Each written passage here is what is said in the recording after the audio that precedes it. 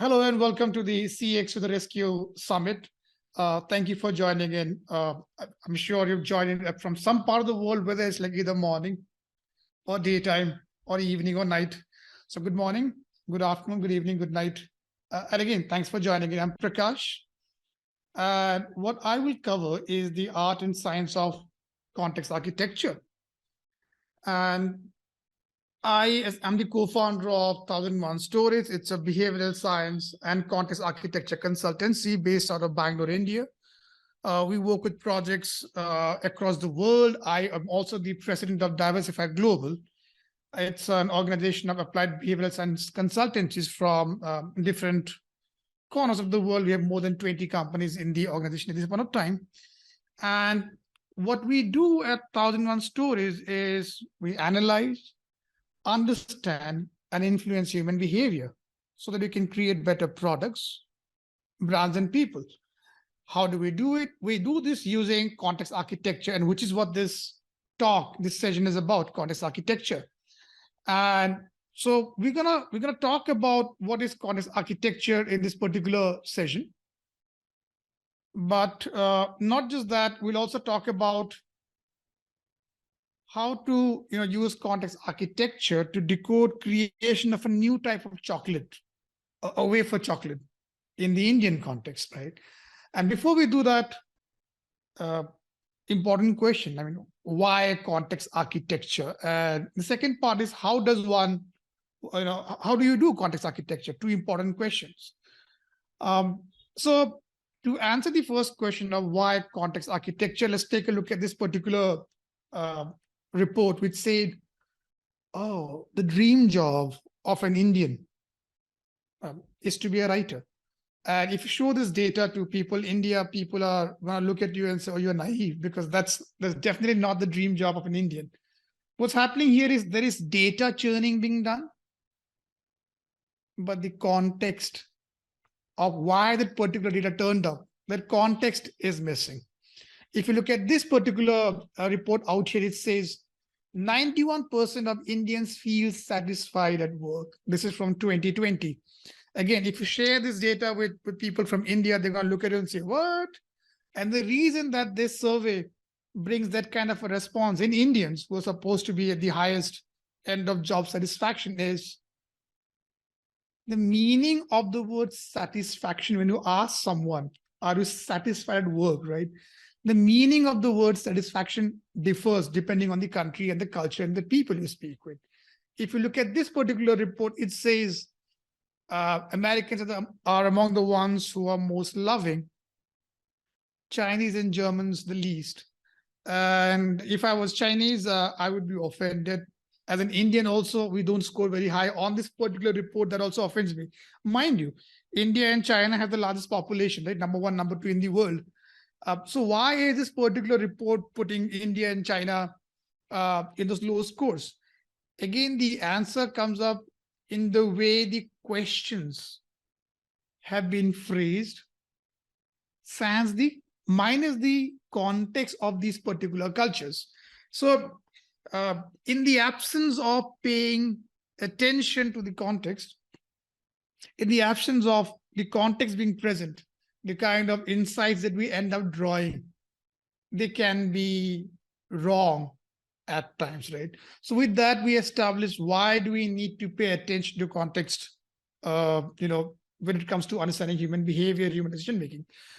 The second part is, how do you go about understanding or decoding context? And so this is our framework that we have, that we use at 1001 Stories, context architecture, which says, on one end you have the past, and on the other end you have the future. If you look at the flow of time, the arrow of time, right? And then we are in the now. We are always in the now, by the way. And from this lens, nobody's ever in the present, in the past or in the future. We are always accessing the projected future, the projected past through the lens of now. And in this now is the element of the individual. And on the other side is the element of the collective. When it comes to the individual, it's a game of our biases, our heuristics, our learned preferences, pleasure, disgust, emotional responses encoded into us. When it comes to looking at the collective, it's a game of understanding social norms, linguistics, and collective memory, right? So these are the pillars that we pay a lot of attention to. Social norms, what are people doing? And what are people expecting me to do? Collective memory, what is a memory that I don't even remember forming, but I just seem to have because I was born into a particular context or culture? Language or linguistic, what do words, labels really mean? How are people interpreting sounds, language, exchange of thoughts? Trigger state, this is around neuroscience, evolutionary biology, biases, heuristics, and mental models, which are in place when it comes to making decisions. Last of it is called the era or time, which is, how does time play with our decision-making abilities? These are the 5 things that we pay a lot of attention to. And the way we do it is good old, sometimes we talk to one person and sometimes we talk to a group. And sometimes you realize that you need to be where the people are. And that is how you understand that in the context of a particular city in Eastern India, no matter how hard you try, you'll never be able to sell fish on a q-commerce app in that particular city. Because only by being there in that particular city, you realize buying fish is an art. It is something that you acquire. It is something to take pride in. And this pride can only be, displayed in this context of a fish market, not placing an order on an app, right? It is going out to where people are, which helps you understand why people sign up for gyms,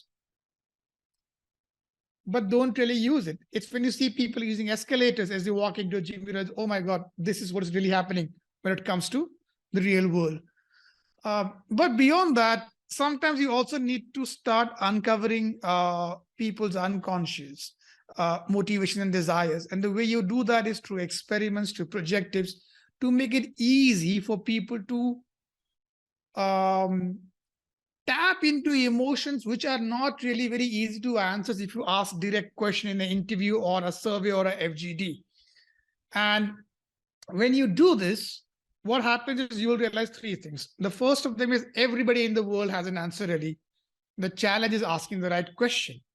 If you look at this particular slide, you'll be so happy. Says, oh my God, Indian parents, amazing folks, always so willing to help their kids, right? I think top when it comes to the entire world. But it is paying attention to context.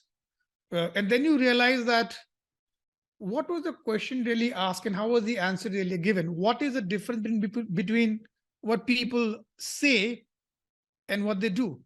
And that is when you realize that in the Indian context, education, studying for a child happens around the dining table. And it is not really a function of someone sitting down and teaching and coaching their kids as much as parents saying, go and sit down over there and study. And that is what is constituted as helping the child study, right? So this brings up question, like, what is the right question to ask? And the right question is something that springs a conversation that forgets that the person in front of you is a consumer or a user, and focus purely on the human in front of you. And the right question is something that helps people talk. And here is the beauty, right? Everybody in the world really wants to talk, as long as they find someone who's willing to listen, right? How do you make it easy for people to talk to you? There's a beautiful quote out here by Dale Carnegie, which is, personally, I'm very fond of strawberries and cream, but I found that for some strange reason, fish prefer worms. We need to understand what is the context in which the language or the conversation has to happen to make it easy for people to respond back to us, number one. But while we do that, while we have this conversation, it's equally important for us to be able to understand that our understanding of the world, our is us, the researcher, the strategist, the designer, our understanding of the world, as well as the understanding of the people whom we are researching, right? Our user, consumer, the human. Our understanding of the world is bounded by three filters: literacy, numeracy, and accuracy. It means words are containers in which we are swapping ideas. When I tell you, Michael, that I had a good time today, what is the meaning of the word good? Is my good the same as your good? It's a fantastic question, right? So what do words really mean? On the other side is the understanding that we don't really understand number very well beyond the point. It is difficult for us to understand probabilities, weightages, ratios, proportions, frequencies. Words like million and billion, simply because they rhyme, million and billion, they may make us feel they're similar, but the difference in scale of million to billion is really, really huge. And our mind is not equipped to understand these things most of the time. What this means is, when it comes to working with research, which is delving with frequency, number, usage patterns, how many times in a day, we really need to pay a lot of attention to the context of the user, consumer, or the person to decipher what they're really saying. The last of it is accuracy, which is essentially around second order effects, which is helping people understand, and then what? It comes a lot from the fact that there is a dissonance of sort when it comes to us imagining our future selves. It is not very easy for us to do that. We are very biased towards the present, number one. Number two, computing effects in terms of what will happen if I do A and then B and then C, large scale, it doesn't come easily to people. So these are the things that you want to pay attention to when you're speaking with people, asking their question. The second observation that you'll have is everything is contextual. And what I mean by that is 15 seconds is enough for any one of us, not any one of us, for the best of us, most of us, to lose their mind and get really, really pissed off at somebody. If the context is waiting at a signal, at a traffic stop. And that is what I mean when I say context changes non-conscious behavior. A beautiful example of this is what we found during our research. How many kids go for tuition, private tuition in your kids' class? How many kids go there? And we found the answer varied. And it was a function of whether the respondent's child was already going to a private tuition or not. If you are a parent whose kid was already going out to a private tuition master, you are likelier to believe that other kids from their class were also going out to private tuition masters. On the other hand, if you are a parent whose kid was studying at home, you are also likely to believe that more kids were studying at home in the evenings as opposed to going out to a tuition master. We've seen this over and over again in terms of research multiple times. And the last thing, last observation here is memories lie, for them, for us both. What it means is when you're trying to uncover the truth of what has happened in terms of question, in terms of probing, we rely on memory. People rely on memory, right? But memory, it doesn't work in the form of a MP4 file where you double click and it starts playing the record. It's not a video file, although most of us imagine it to be like that. Memories are built from scratch every time you're trying to access a particular event or an experience. And hence, it is very, very easy to incorporate false element or confabulations into it. There was a beautiful experiment where people were shown a video of two cars which come in and eventually collide, smash, bump. So the experiment was, you make people watch this video of these two cars, right, which get into an accident, and then you later ask them to estimate the speed at which these cars were traveling. What was beautiful was, depending on how the question was changed, right, how fast were the cars traveling when they dash? Depending on the word being used, collided, bumped, smashed, had a violent accident, depending on the word itself, the way the people would pick up the average speed would change. And this is what I mean when you say people's memories are bound to change depending on how they are accessing it, right? Which brings us back to this one particular project that we recently did for a client. And I'm going to quickly explain how this was done using context architecture so that we have a little more clarity on the process, right? Here is the question. Design a new chocolate wafer for India. This is the task, right? How do you go about it? And of course, an entire science of sitting down, confectionery, getting the right ingredients, putting them all together, figuring out the price, packaging, all of that. But before then all, what you really want to understand is the context of wafer in India. Wafer is not an Indian food item. It came to us from outside. So before you start designing this particular treat, you want to understand, number one, what is India's idea of a wafer? And number two, when is a wafer a chocolate? Is it a wafer or a chocolate wafer? What is it and what form, right? And the third thing that comes up because of the ask of the project is, what is the meaning of a premium wafer? What is expected out of it? Of course, there are also questions like, what exactly does premium itself mean? And then there's a question like, how are people going to compare this particular treat or offering against an existing standard bestseller, right? Here is a small slide that I put down, which I actually shared with the client. I'm going to also walk us all through it. And if you look at it, what we're trying to do is, this is setting up the context, right? We are not yet in the lab. We have not yet done sensory experiments. This is just understand the context. Now we go back to the pillars of context. We're looking at language, right? What is the language used to talk about wafers? And is it a cigar? Is it a stick? Is it a biscuit? Where does language help us place a wafer? And I'm talking in the Indian context. And India is a country where there are thousands and thousands of languages, right? So how are people talking about wafer? Number one.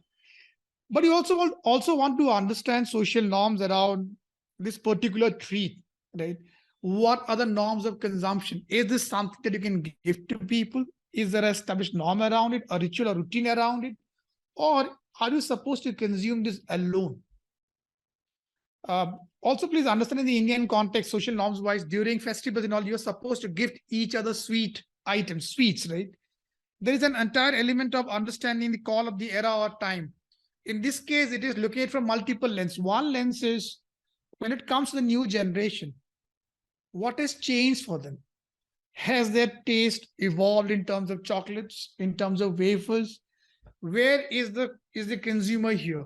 Have they gone on to a stage where they need milk chocolate only yet? Or have they also gone on to evolve and appreciate a dark chocolate, which is more bitter compared to a milk chocolate, right? Have they come up with new codes and new rituals around it? We want to then understand collective memory, which is a memory which is a society's or a culture's group memory around a particular item. Donuts don't really do well in India. And the reason for that is in the Indian collective memory, right? There is no memory of a donut, which means an Indian does not know what is a donut and what's the right time to eat a donut. Who is the right person to eat a donut with, right? So you need to tap into this collective memory and understand, what do you find when it comes to wafers from this collective memory zone?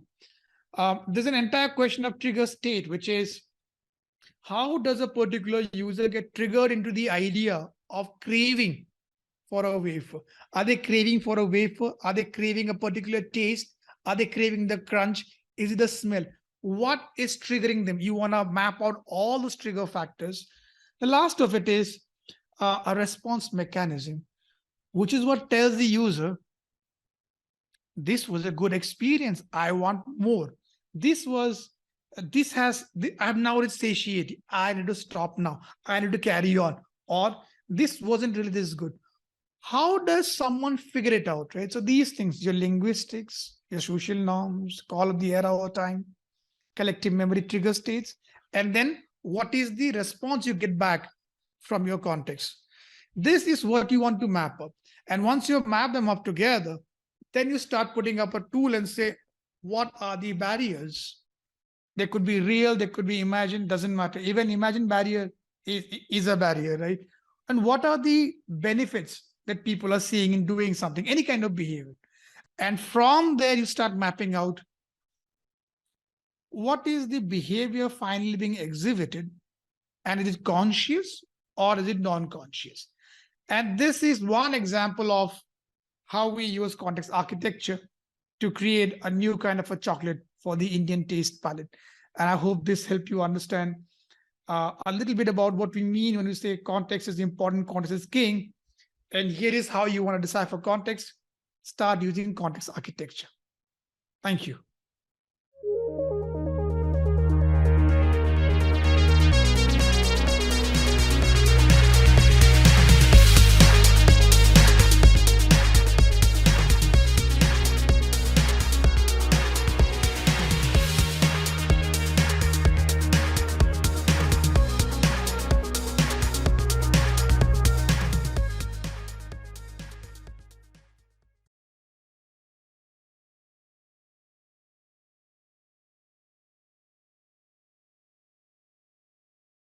I'm Dr. Lachezar Ivanov, and I'm a marketing consultant working on strategy, research, and communications. I earned a PhD in marketing from the European University Frankfurt-Oder in Germany. Today, we're discussing the science of effective marketing communications. We're also going to talk about the fundamental human needs that drive human behavior and how and why marketers use them in marketing.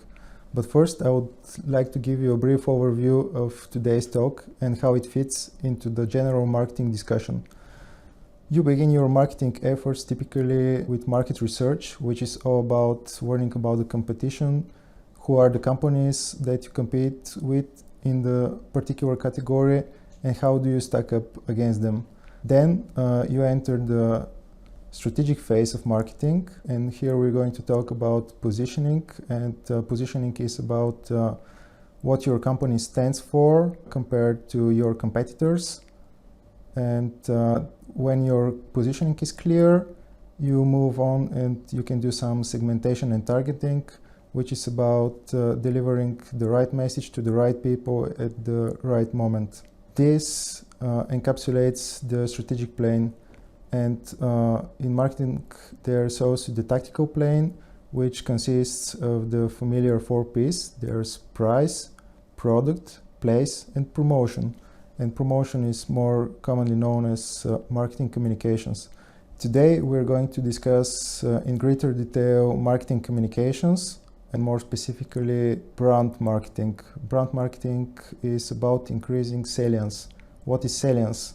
Salience in marketing means whether your brand is thought of by the customers in buying situations. One of the more important factors is reach, and reach is important because you have to reach everybody who is buying the category. Without reach, no one knows your brand and no one can form any memories of it.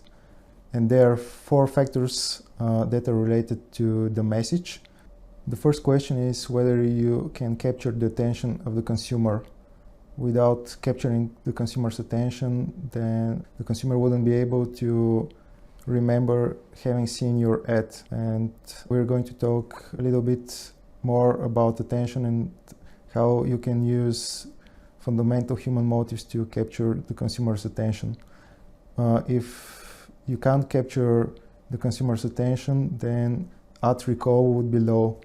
The second factor in your messaging is related to the question of whether consumers can remember the category of your brand. So whether you're doing advertisement for a soft drink or a car or insurance product, and if the consumer wouldn't be able to recall this information, then you're in trouble. You can mitigate this risk by using category entry points. These are thoughts that the consumer have when they enter into buying from the category. So think about questions that are related to why consumers buy, how and when they buy, with whom and with what they buy. Just to give you an example, KitKat uses this strategy in their communications. The question of when do you buy a KitKat? In the break, so have a break, have a KitKat. And the third point is whether consumers are able to remember your brand specifically. Because if they can't, then you're doing advertising for the whole category. And if you're the largest player in the category, then there's not such a big problem. But if this is not the case, then you're again in trouble. To make sure that consumers remember your brand, you have to use your distinctive brand assets. So make sure that your advertisements are branded correctly. You have to use your logo and your brand, but also the slogans that your company use, colors, shapes, faces. And for example, if you think about McDonald's, you think about the golden arches. While the effects of emotion and creativity are well documented, today we're going to talk about the fundamental human needs and how marketers use them to capture attention. The human mind was designed by the dual forces of evolution during the period of the Stone Age, which is a long period that lasted around 3.4 million years. By comparison, the modern era, which is characterized by the emergence of agriculture around 12,000 years ago, and the Industrial Revolution around 200 years ago, this second period is substantially shorter. And according to evolutionary theory, our minds have not adapted to our current surroundings. In a sense, our modern skulls carry a Stone Age mind. Our minds are designed to solve a certain set of challenges. One framework that captures those challenges is the one developed by Vlad Griskevicius and the Kenrick. Its name is the Fundamental Motives Framework, and we sometimes use those motives in marketing to capture the viewer's attention. The 7 fundamental motives are avoiding physical harm, avoiding disease, making friends, attaining status, finding a romantic partner, keeping the romantic partner, and caring for family. Now we're going to see 5 different ads that use 5 different fundamental motives. To survive, our ancestors needed to build coalitions and alliances, so making friends is hardwired in our minds and in our DNA. Now we're going to see an advertisement by Amstel which utilizes the making friends motive. Can you hold my beer?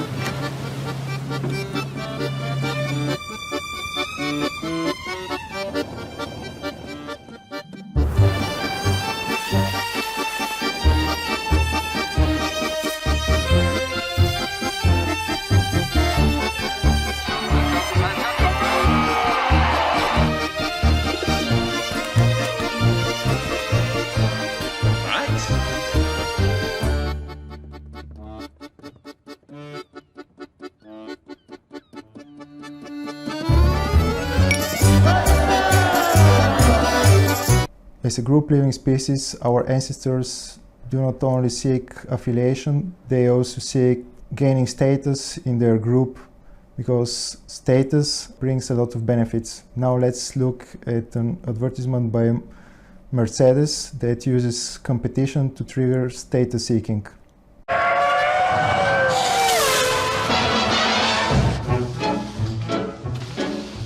Anything you can do, I can do better. I can do anything better than you. Anything you can be, I can be greater. Sooner or later, I'm greater than you. Alonso. Hamilton. Anything you can wear, I can wear better. In what you wear, I look better than you. In my coat? In your vest. In my shoes? In your hat. No, you can't! Yes, I can. Yes, I can. Anything you can say, I can say faster. I can say anything faster than you. No, you can't. Yes, I can. No, you can't. Yes, I can. No, you can't. Yes, I can.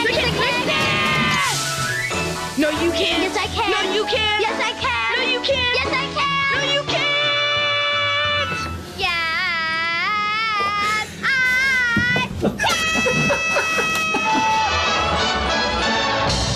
Even if our ancestors managed to avoid danger and disease while making others respect them, it would not count in evolutionary terms if they wouldn't be able to find a romantic partner that would help them transport their genes into the next generation.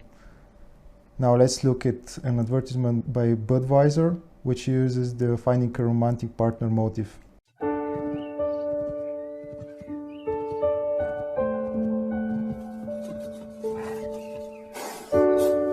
Daisy!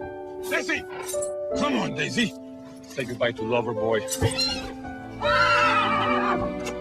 Bye-bye, Romeo.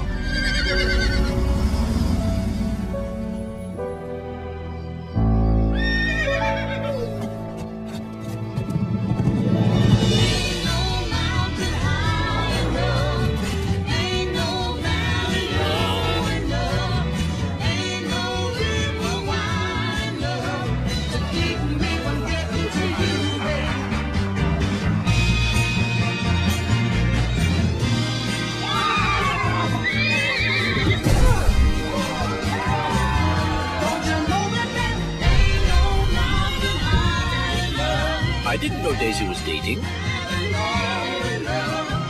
For a large percentage of mammals, mating is a short-term activity that ends after reproduction, but for humans, there is a second challenge involved, which is related to keeping your romantic partner so that you have more resources to invest in your vulnerable offspring.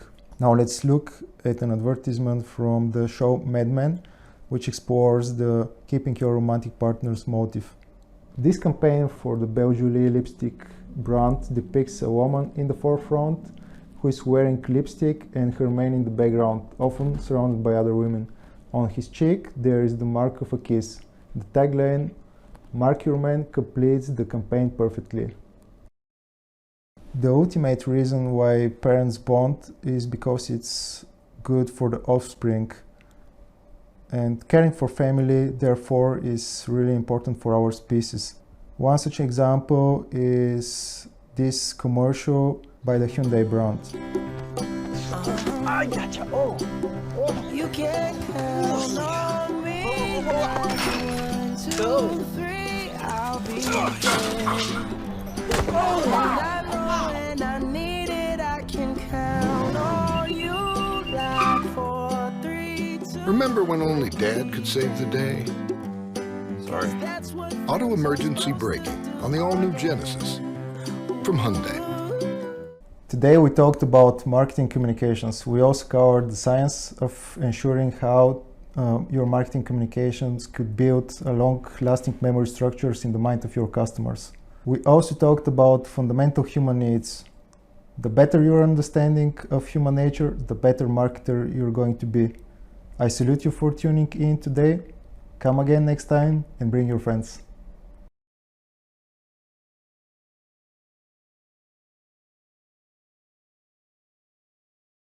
Michael, I want to thank you for inviting me to be part of the CX Innovation Conference. Really looking forward to speaking today, as well as listening to the talks given by the other speakers. I'm going to be focusing my talk on making it a better experience, applying applied behavioral science. I'm dedicating my talk today to Waffles, who is as sweet as his name implies. Waffles is my daughter Christy's pit bull rescue, who has been her loving companion for roughly 2 years now. Quick introduction to myself. I'm John Gusiff. I'm the managing partner of Customer-Centric Solutions. I've been doing CX strategy and experience design work for roughly 2 decades now, working with companies across industries, helping them improve overall customer experience. If I've learned anything from my client work, it's that great experiences simply don't happen by chance. They are designed. For Disney, it's an intentional focus on every detail of the experience. It's a recognition that to create great experiences, you need to focus on both the onstage component as well as the backstage component, that you need to not only create the experience, but figure out how to operate it on an ongoing basis, that it takes a cast of people to effectively deliver it over time on a consistent basis. For Uber, it's all about turning a friction-full experience into a frictionless experience. It's a recognition that customer effort comes in many forms. It can be physical effort, cognitive effort, emotional effort, or time-based effort. And that if you're able to create a frictionless experience for both driver and passenger, you can disrupt an industry.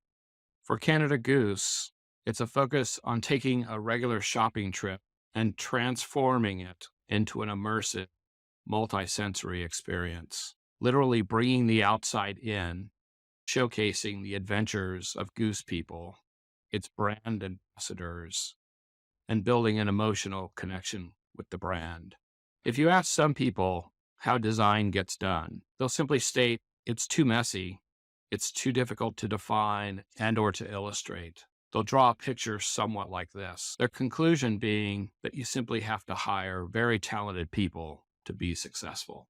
But when you start to unpack what goes into designing great experiences, you realize that there's a series of activities, from observing people in a contextual context to formulating a problem definition that everyone can rally around, to ideating and concepting solutions, prototyping, testing, launching, and then continuous iteration.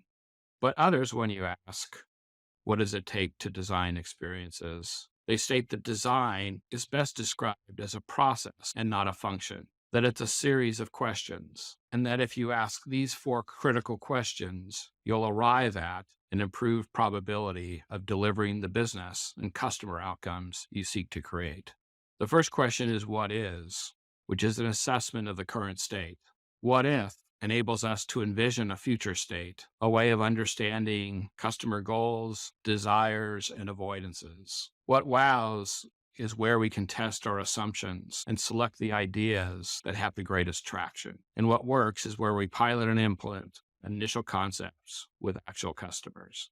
One thing we can all agree upon is at the end of the day, design needs to be human-centered. And by that, we mean that it places different situational contexts, human needs, and behaviors at the forefront of our design decisions. You're probably familiar with the double diamond model within the design thinking framework. It separates the distinction between the problem space and the solution space, and that the activities that need to be performed in each of those domains. In order to ensure that design thinking is more human-centered, I've arrived at 2 core methods. Not that I don't use a whole bunch of other methods and techniques within the context of design thinking, but these 2 core methods I think are most critical to ensuring you take a human-centered approach to design. The first is leveraging a framework created by Eckhart Boehm called the Wheel of Progress, which is focused on doing customer jobs to be done research. And the second is a framework called the Make It Behavioral Design Toolkit, created by Massimo Ingenio. These 2 methods together, to me, help best address the questions you ask in the problem space and the questions you ask in the solution space. As I stated, the Wheel of Progress is a jobs to be done based interview framework. It integrates 2 well-known models, the 4 forces model and the jobs to be done timeline, into a single integrated framework.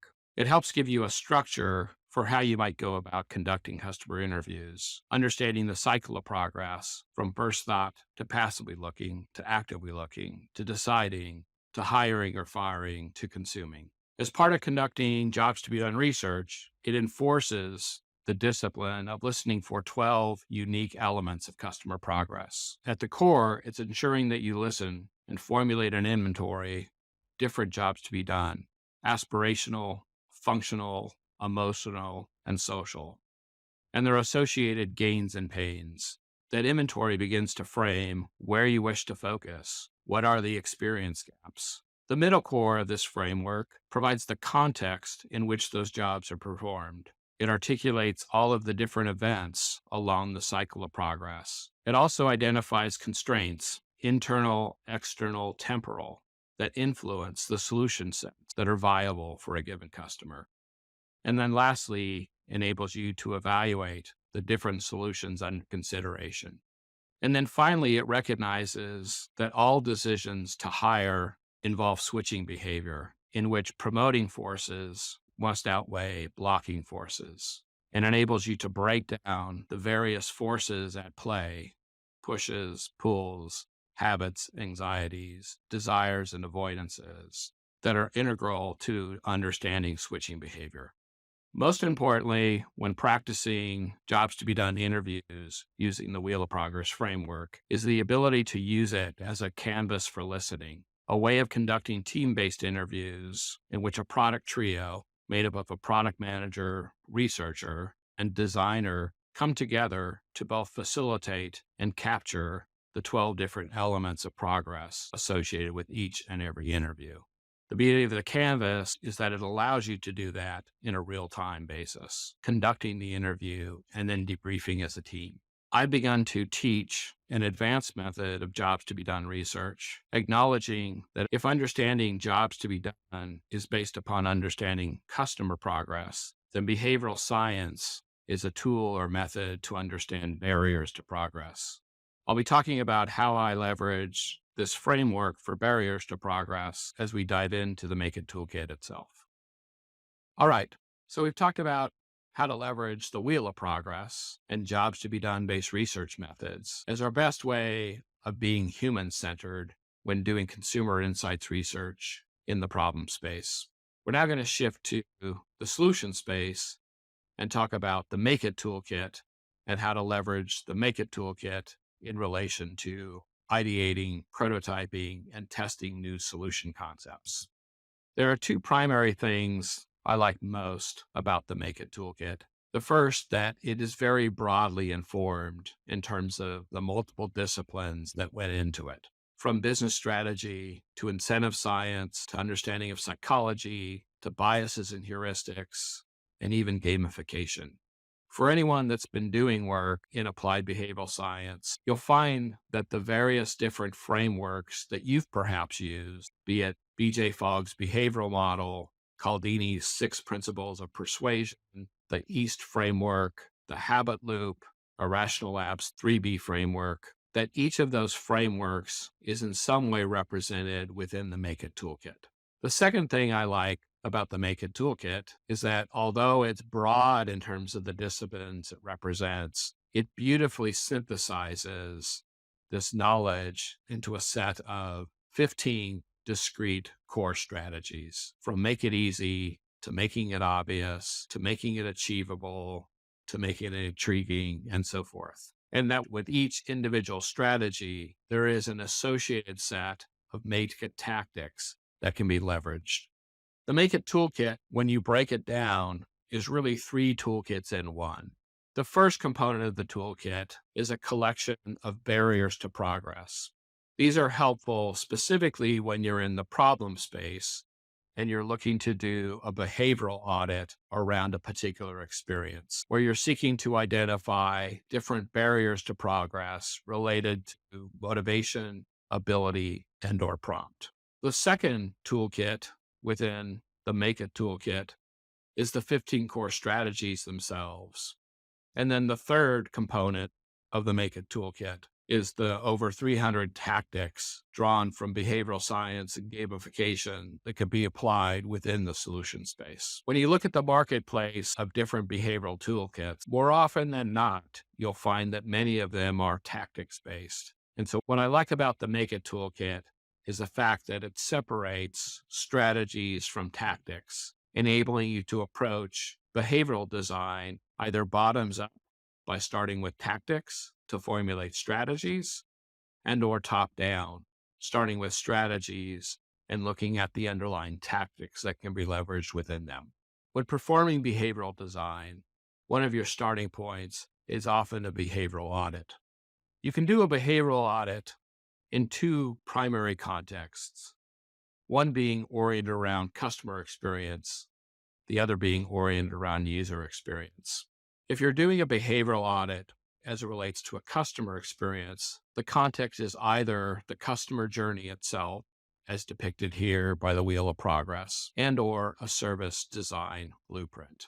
When you're doing a behavioral audit from a user experience context, you're typically looking at a website, a mobile app, or a particular device experience, where you're analyzing and evaluating the actual user flow or navigation to accomplish a specific set of activities for the customer.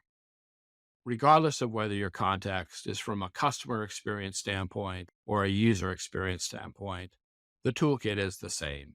In this case, we're looking at a subset of the 45 plus barriers to progress and focusing on a select set of 18 barriers to progress, articulated as either being prompt-related barriers, ability-related barriers, or motivation-related barriers. Again, whether you're breaking down a customer experience or a user experience, the activity set is the same. You start by mapping out the sequence of customer actions that you're looking to drive, and then proceed to identify the particular prompts, either present or missing, related to a core customer behavior, identify any barriers to progress that may exist, prompt, ability, or motivation related, and then analyze the journey from a behavioral insight context, where you're seeking to identify potential intervention opportunities and identify potential interventions that may occur leveraging the Make It strategies and tactics. So again, whether you're conducting a behavioral audit related to customer experience or user experience, the toolkit is the same, putting together a behavioral map that breaks down and analyzes either the customer journey, the service design blueprint, a website, mobile app, or device experience. Let's utilize 3 case studies to illustrate how you might leverage the Make It toolkit. For each of these case studies, we are going to assume that some form of behavioral audit has been performed, that you have a collection of behavioral insights that indicate reasons why individuals are unable to complete a specific task and or accomplish a goal or objective on your app. For the first case study, we're going to take Uber. Uber has recently introduced a feature called surge pricing in response to situations where demand for drivers far outstrips the supply of drivers. In their initial launch, the product team thinks they've nailed it. They introduced the feature, clearly communicating to the passenger that demand is off the chart and therefore fares have increased. In addition, they provide options. You can save up to 50% by trying an Uber pool or simply be notified when surge drops. Otherwise, accept the higher fare and book your trip.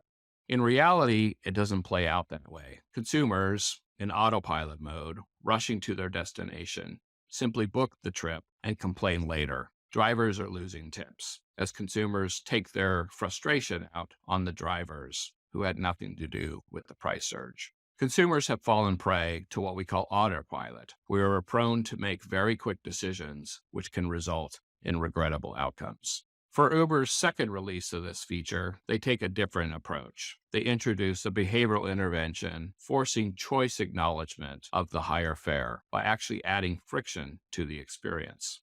In this situation, when you click to accept the higher fare, you're asked to actually confirm it by literally typing in the numbers 2.0 to acknowledge both the higher fare as well as your acceptance of it. Uber has taken a strategy of actually making it not easy or more difficult by adding a reflection point, asking consumers to confirm a course of action prior to making it. The result of this intervention being that Uber did see a reduction in customer complaints related to surge pricing. People now acknowledge that they, in fact, did choose the higher fare. For our second case study, we're going to take a booking situation with Airbnb.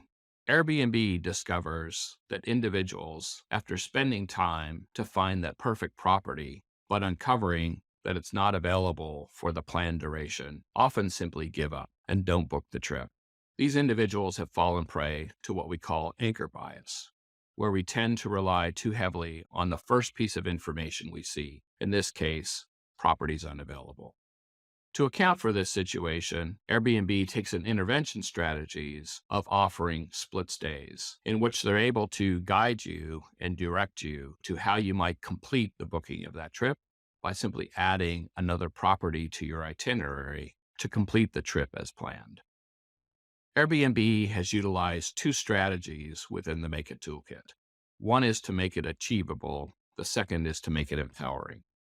The specific tactics they've used are: one, they've provided a hint, simply suggesting that others have completed their bookings by leveraging split stays, either through a simple email or through a text message. Secondly, enabling you to pick up right where you left off and complete an unfinished task, taking you right back to a screen defaulting to the time frame and the original place you intended to book. But in this case, empowering you by providing an alternate path, and so giving you various scenarios in which you complete the stay by simply adding other properties to account for the planned days for this particular trip.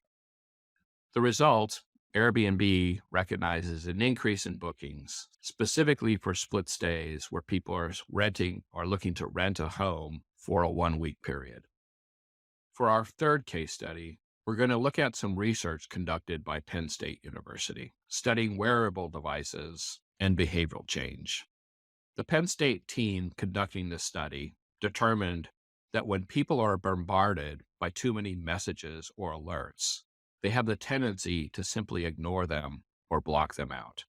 This is the behavioral barrier called prompts overload. So the intervention strategy they took was to test out two different messaging scenarios.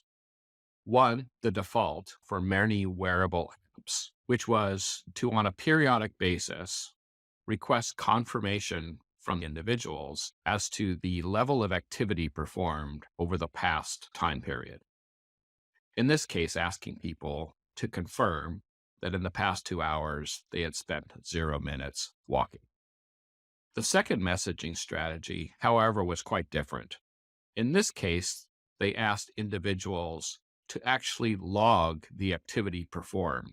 So to indicate for the past 2 hours, how many minutes were actually spent performing the activity they had selected. The Penn State team ended up leveraging 3 different Make It Toolkit strategies: making it timely, making it not easy or difficult, and making it empowering. They used the individual tactics of immediate need, providing information and call to actions when users are more likely to find it relevant or useful, and a reflection point, enabling people the opportunity to reflect. In addition, they leveraged the 2 tactics of self-set goals and meaningful choices.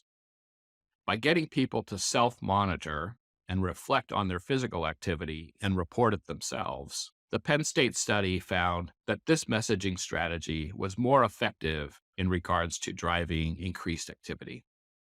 What I find of interest in this study is the way in which they leveraged the reflection point. The reflection point was leveraged in 2 ways. One, to get people to reflect on the activities they performed in a prior time period. Secondly, was to reflect on their goals moving forward. This unique way of leveraging a reflection point, I think, was critical to the results. The results, as reported in the study, are that prior to the intervention, on average, participants were below 50% of recommended activity levels. However, by the study's end, the average participant met the 150-minute per week recommendation, and daily steps increased by over 70%. We initiated this talk by making the statement that great experiences simply don't happen by chance, that they are designed, that the companies that do it best leverage a set of principles, methods, and tools. We firmly believe that to make the design process more human-centered, we need to rethink it, integrating applied behavioral science into it. So we took the original design sprint process, applied the 5 laws of behavior of the Make It Toolkit, and integrated in the 3 different tools. The result, the Make It Behavioral Design Sprint.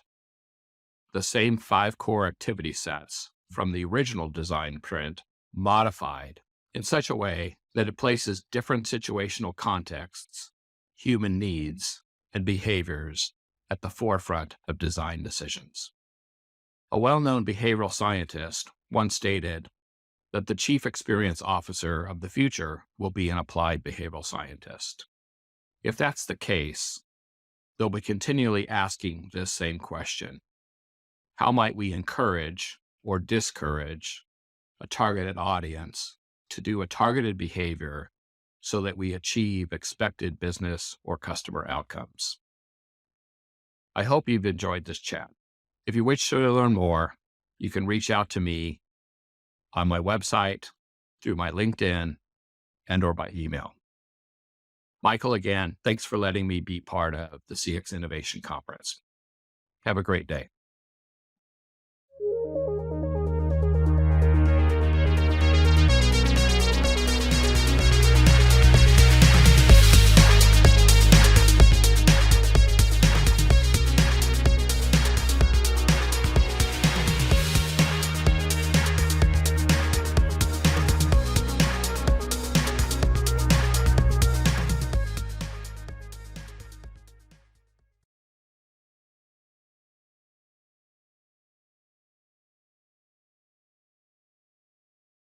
Hey everyone, I'm Jason Hreha, and today I'm going to be talking about behavioral strategy, which I believe is the future of applied behavioral science. So today, behavioral science is brought in to optimize or fix things. Companies create products, government agencies create campaigns and programs, and they do this today generally without the help of an applied behavioral scientist. And this is because everyone thinks that they can build a product or a program that effectively changes behavior, but this is actually incredibly hard to do. So you have governments, companies, nonprofits, NGOs creating things and launching them, and then getting surprised by the lack of success. And it's at this point that behavioral scientists are sometimes brought in to try and save the day. And so today, behavioral science is generally quite reactive. But the issue with that is that reactive behavioral science isn't very effective. And what do I mean by reactive behavioral science? What does it look like? It looks like a bunch of small tweaks. So if you look at what the most well-known applied behavioral science consultants, applied behavioral science teams, agencies do today, you'll find, if you just look at their case studies, you'll just see it's a bunch of tiny little tweaks. So they'll maybe help a company or a government agency or some new program add a notification, tweak the language in an email, maybe change the language on a landing page, maybe simplify some process or another, maybe modify an onboarding flow a little bit by adding a step or subtracting a step. Maybe they'll add a pop-up, maybe they'll change the call to action or add a call to action, but it's really incremental small tweaks to programs and products. But as we've seen throughout the last number of years, in general, small changes, small tweaks don't result in big outcomes. They don't result in big changes. And so what you find is that most of these small changes that are done by applied behavioral scientists, applied behavioral science teams today, don't move the needle all that much. They just really aren't all that effective. And so behavioral science in its current form, because of this, is very often a big waste of resources for companies and organizations. It's too little too late. When all you can do is tweak, you've already lost. If you're just adding a notification, sending a new email, if you're just modifying some process, if you're just modifying an onboarding flow, if you're adding a pop-up or a call to action or just tweaking language, none of these things is going to turn a product that is not a success or not doing well into a raging success. Sure, maybe some of these changes can increase the click-through rate slightly, or they may increase engagement slightly, but none of these changes are going to turn a product or a program that is not doing well into one that is doing well. What I would argue is that for behavioral science to be worthwhile, it can't really be in this game of tweaking. It needs to be proactive. It needs to get involved earlier in the entire process. So I think that behavioral science needs to get incorporated from the very beginning of projects. It needs to help inform the structure of the project or the product itself. It needs to be infused into the strategic plans. And so if we actually do that, we can actually shift the needle. We can actually move the needle substantially. So the earlier we can incorporate behavioral science knowledge into projects, the greater the chance our project will succeed in changing behavior. We can't just be brought in at the very last step to try and save the day or just to try to tweak one thing or another. We need to actually be involved in really defining the project or the product in the first place. But the problem is that behavioral scientists tend to really not be involved in strategic planning meetings. We're brought in later. So behavioral science today really is just the cherry on the sundae. It's really not the sundae itself. Behavioral science can make things a little bit better. The cherry on the sundae can make the sundae a little bit better, but it will not make it succeed as a dish. It's a nice to have, not a must have. It's a luxury. Behavioral science today is a luxury. It's not a necessity. But I actually think it can be a necessity. It can be a must have, but it just needs to be introduced at the right time, at the very beginning of projects. I think that if we actually combine behavioral science with the strategy process or with the strategy phase of projects, we can actually have a huge impact and we can actually do something novel. And it's what I call behavioral strategy. So the question is, what is behavioral strategy? It's the incorporation of behavioral science and other behaviorally relevant disciplines into the strategic planning process of a new project or product. So today, you can really break up products into 4 stages. You have the strategy phase, you have the design and the development phase, then you have the testing and iteration phase, and then you launch it, right? And this little yellow bar that goes over the top of this diagram shows you where in general where behavioral scientists are involved today. But my argument is that actually by incorporating behavioral science and behavioral scientists in the strategy phase, we can actually have a huge impact on how well projects or products do. What is the goal of behavioral strategy? It's what I call behavior market fit. So that brings up the question, what is behavior market fit? Behavior market fit is the selection of ideal behaviors for a new project or product and its intended users or audience. It's the right fit between the behavior that the product or the project is trying to encourage and the audience that we're building for. So it's when the behaviors chosen for a project or product solve real problems for the target audience and are also compelling, easy, and enjoyable. Let me just give you a couple of examples here. So the first example is from the consumer world. So before Instagram was called Instagram, it was an app called Bourbon. And Bourbon was a check-in app. So you could check in at locations that you were at, and you could share your thoughts with a note. You could take a photo and add that to your check-in. But the core behavior of Bourbon was this digital check-in. And for the target audience that Bourbon was building for, which was young, early career creative individuals, it just really wasn't taking off. It had some traction, some people used it, but it really wasn't all that compelling. So this was an example of the behavior checking in just was not a great fit for the target audience, young, creative individuals. And so what the founders decided to do instead was shift the core behavior inside the application. Instead of the check-in being the core behavior, a digital check-in, they changed it to photo sharing, taking a photo and sharing it on your feed with your friends. And this was a great example of the behavior, photo sharing, being a perfect fit for the market. They shifted the core behavior inside the product. They rebuilt the product around this new core behavior. And this is a great example of behavior market fit. By picking the right behavior and building the product around the right behavior, they got behavior market fit, which led to product market fit. Another example, not from the product world, but from the NGO nonprofit world, would be mosquito net interventions. And so I just want to read a little bit from this New York Times article on mosquito net interventions. Nets like his are widely considered a magic bullet against malaria, one of the cheapest and most effective ways to stop a disease that kills at least 500,000 Africans each year. But Mr. Nadefi and countless others are not using their mosquito nets as global health experts intended. Nobody in his hut, including his 7 children, sleeps under a net at night. Instead, Mr. Nadefi has taken his family's supply of anti-malaria nets and sewn them together into a gigantic sieve that he uses to drag the bottom of the swamp ponds, sweeping up all sorts of life. So this is an example of a nonprofit, an NGO, having a goal, which is how do we reduce the malaria burden, the malaria incidence rate in individuals in Zambia. So they have this goal, and the idea is, hey, the behavior that we're going to actually encourage, that we're going to try and build our program around, is using malaria netting. But this is an example of malaria netting, using malaria netting, actually having bad behavior market fit for this market, because individuals in this market have another, what they perceive as a more important need of the nets, which is fishing with the nets. So there's a more important need, which would be attaining food, attaining resources in this market.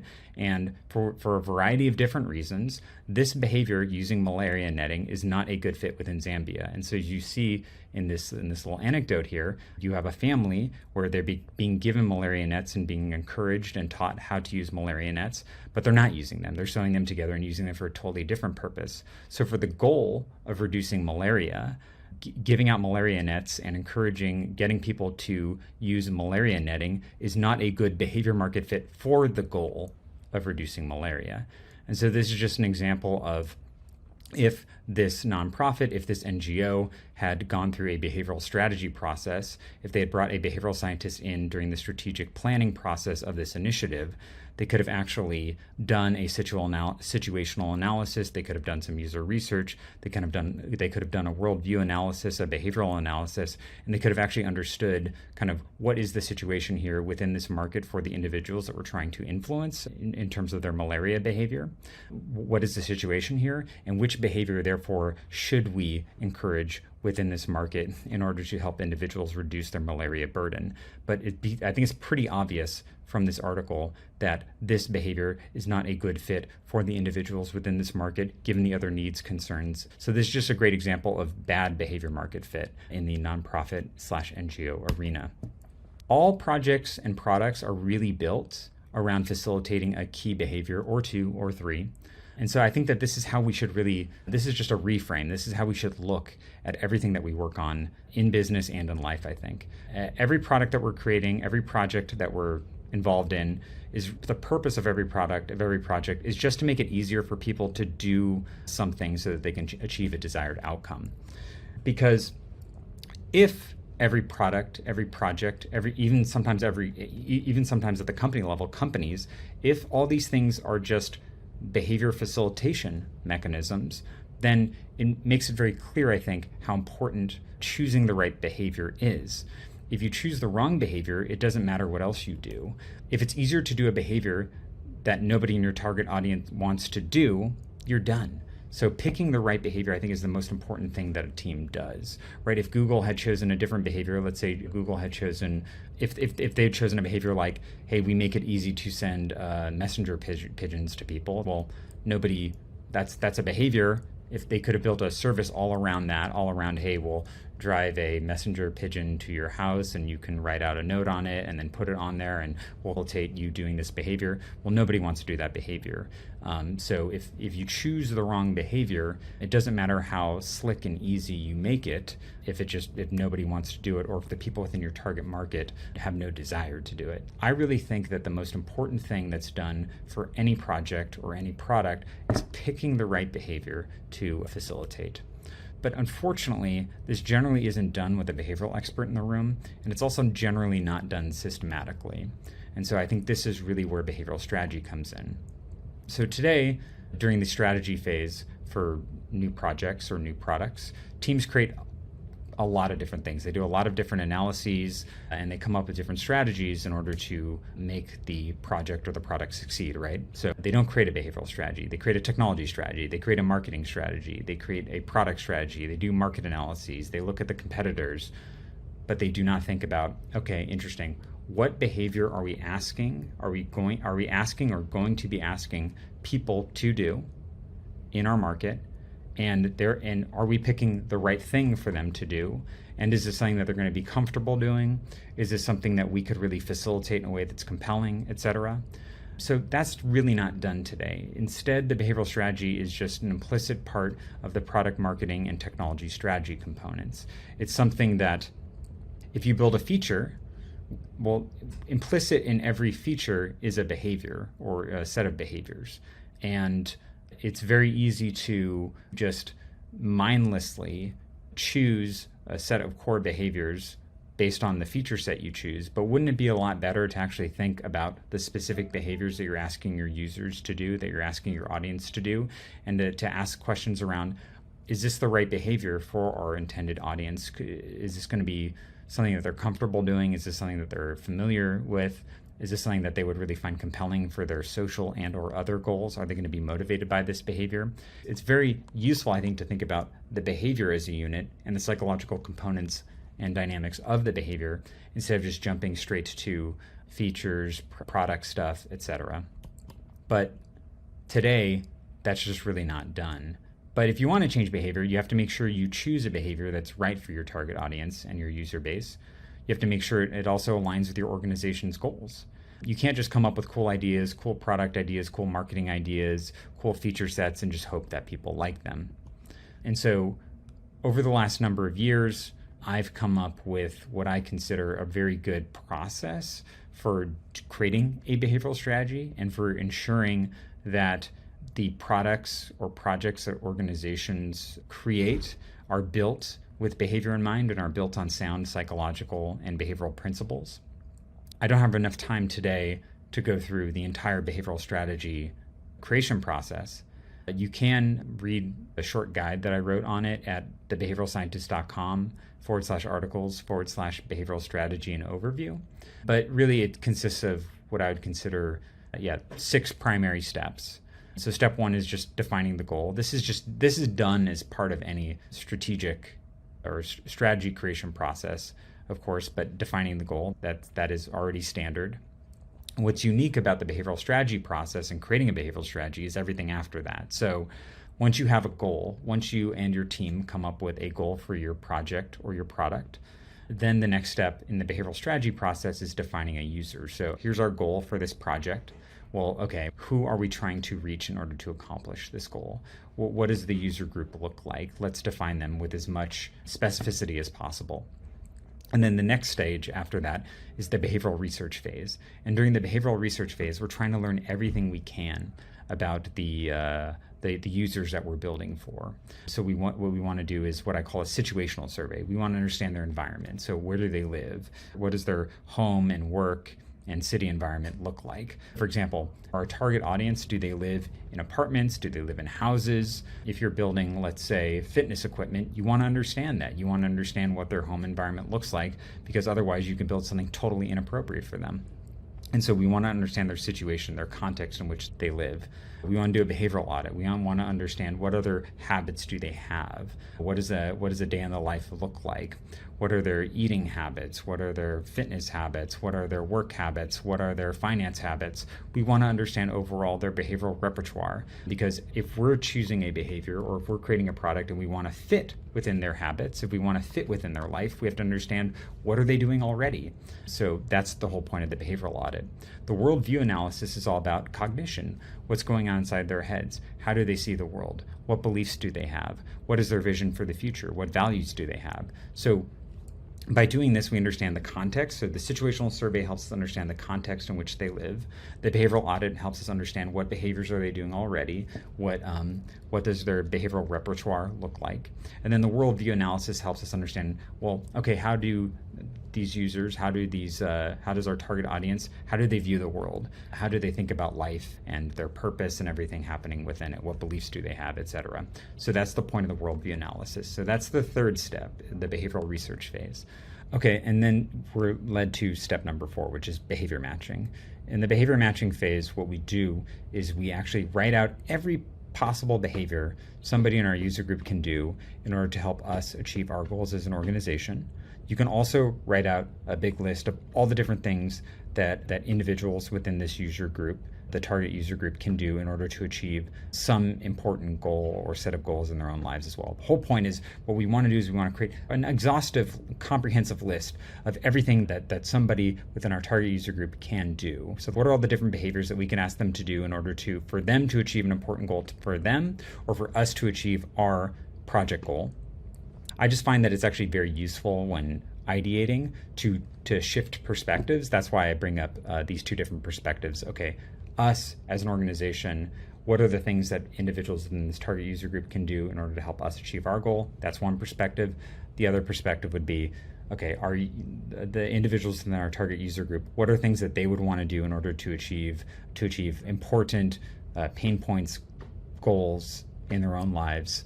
That's another perspective, right? So it's like a user-focused perspective versus an organization-focused perspective. Both perspectives are helpful for ideation. But during this phase, the whole point is let's just come up with as many possible behaviors as possible that our target user group can do.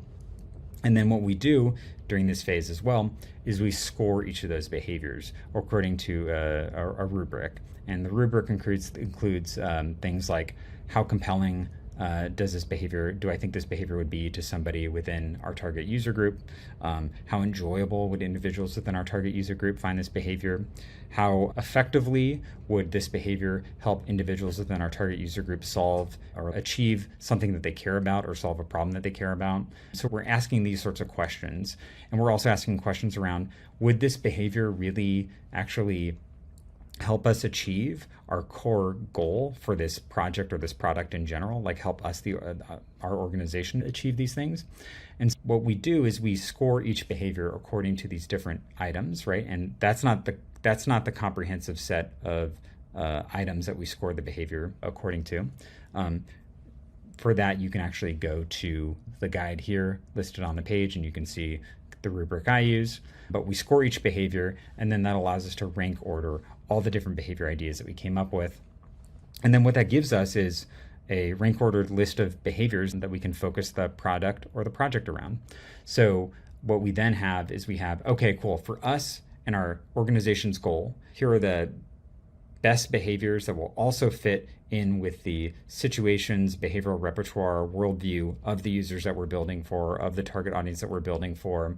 And so what we do is we come up with the best situated behaviors to really build everything around. Sometimes there is no great behavior to build everything around. And in that case, you have to do this conditional step, which is called behavioral innovation.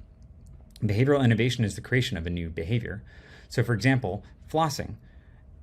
Before floss existed, people were not flossing, right? Flossing was a behavior that had to be invented. Getting people to take a piece of string and kind of shimmy it in between their teeth and pull out junk. That's a weird behavior. That at some point in history, that was not common. People did not do that. It was something that had to be innovated. It was something that had to be created. And so sometimes we actually, based on doing the behavioral matching process, we find, oh man, there are really no good behaviors for our target audience. And for us as an organization, for our goal and for their goals, there is no good behavior. Therefore, we need to invent a new behavior. And so that's what happens during step 5, behavioral innovation.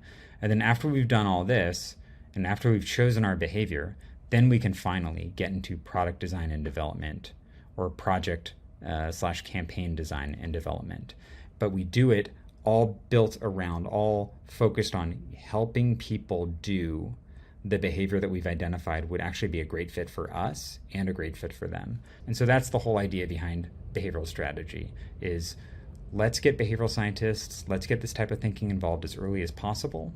Let's not come into projects after they've been created, after they've been released, and trying to save things by tweaking one thing or another.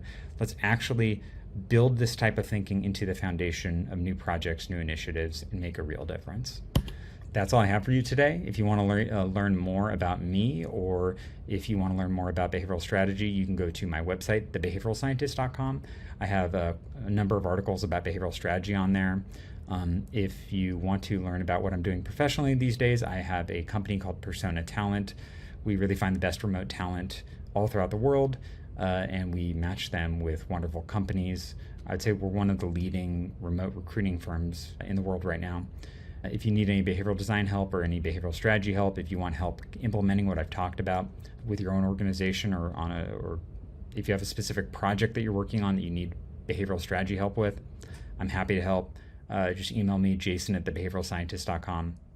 But yeah, that's where you can find more about me. If you have any questions, shoot me an email as well.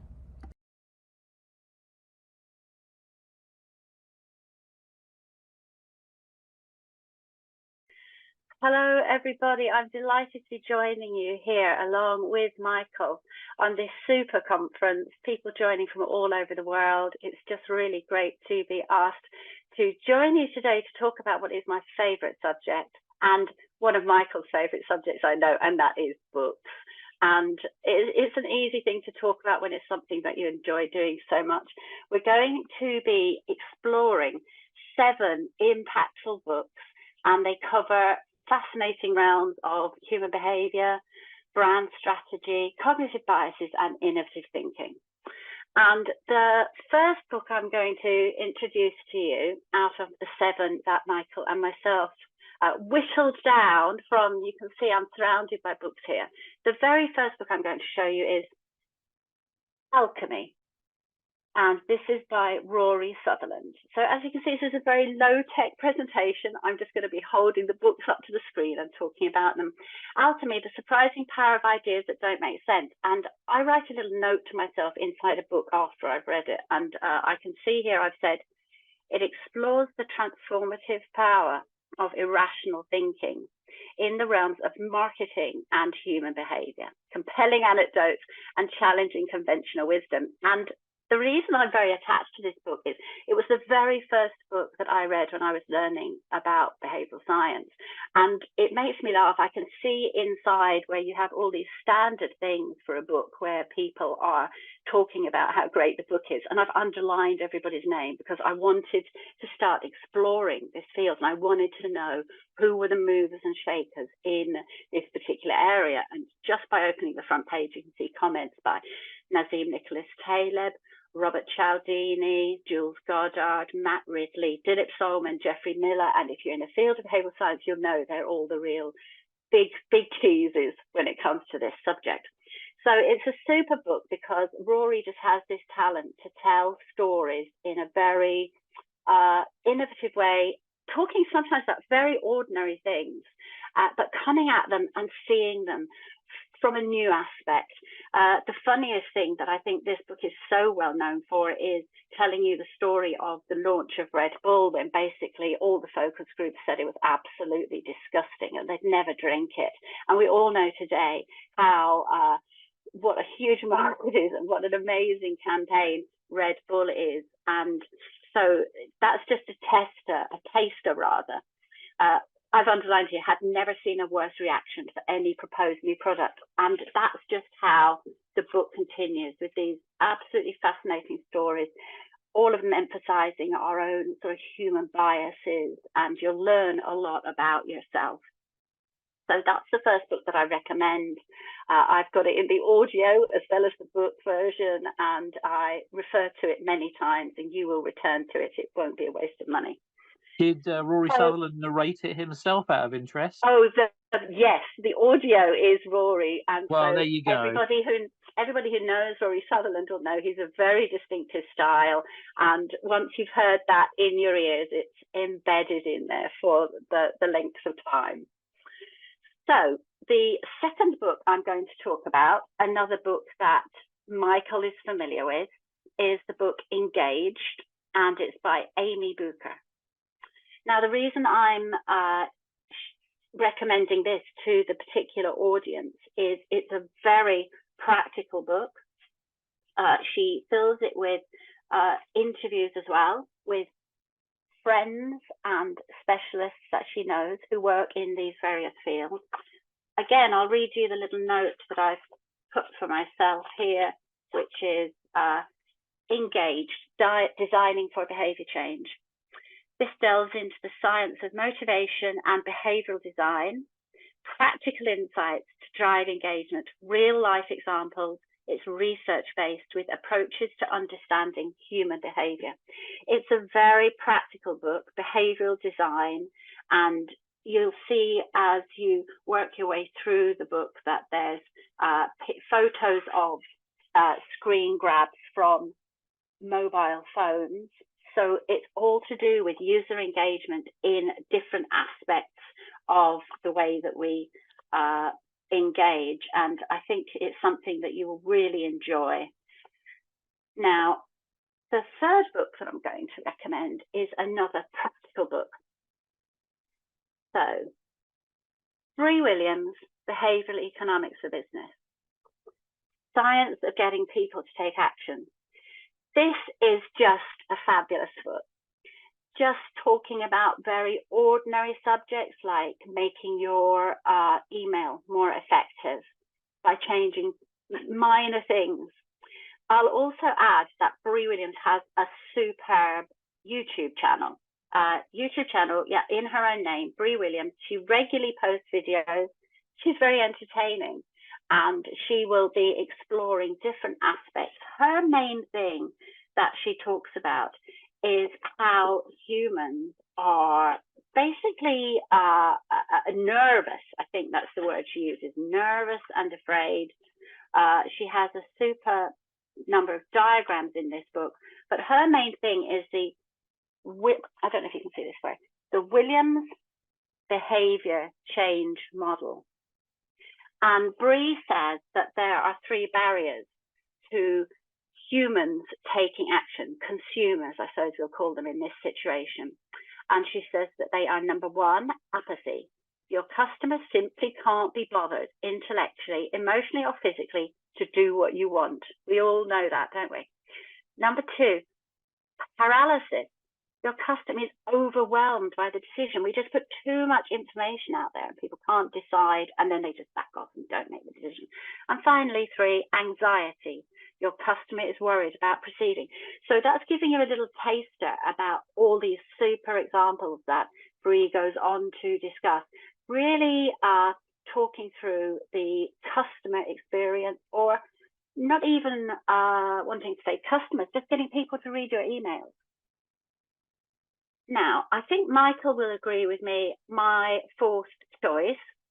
He will say, yes, that is the Bible of marketing. I think this is possibly 10 years old, and there is a new version, and then there is an additional look. So once you start exploring this area of the Ehrenberg Bass Institute, you just can't go wrong. My note to myself in here is data-driven perspective on brand growth strategies, challenging traditional marketing beliefs which are not science-based, the importance of broad customer base rather than niche markets backed by empirical evidence. This is the science of marketing. This isn't just somebody saying, oh, I had a feel for it, or we think this might happen. This is the science of marketing, and I nearly don't know where to start in terms of talking about this book, because there's just so much in here. I think the case that really is outstanding in this book is when Byron Sharp talks about Coca-Cola and explains that really there aren't major purchasers of Coca-Cola who buy stacks and stacks and stacks of Coca-Cola. We all just buy a very small amount. And that is his example for the concept of keeping your product in the consumer's mind, in the forefront, so that when the opportunity comes to make the purchase, your product will come into their mind. And I think that's probably the simplest example to give from this book, that is absolutely stacked with fantastic scientific evidence backing up marketing theory. And once you've read How Brands Grow, you will never go back. Now, we're going off in a slightly different direction for the final 3 books I'm going to be talking about, and I'll hold them all up together. We've got, I don't know if you can see there, The Intelligence Trap from David Robson. Then I'm going to be talking about Rebel Ideas from Matthew Syed, and then Evolutionary Ideas from Sam Tatum.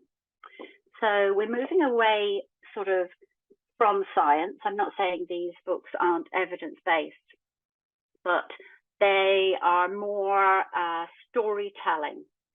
And so the first in this selection of 3, The Intelligence Trap by David Robson. And my note inside here says, it looks at the surprising way intelligent individuals can fall into cognitive pitfalls, the perils of overthinking and biases that accompany high intelligence.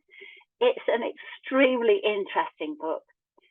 The title is exactly explaining what happens a group of intelligent people with a major specialization in one area get into a room to talk about a subject, and they're so specialist in their niche area that other, more obvious reasons for an idea not working just don't even come into their mind, because they're so focused on their particular area.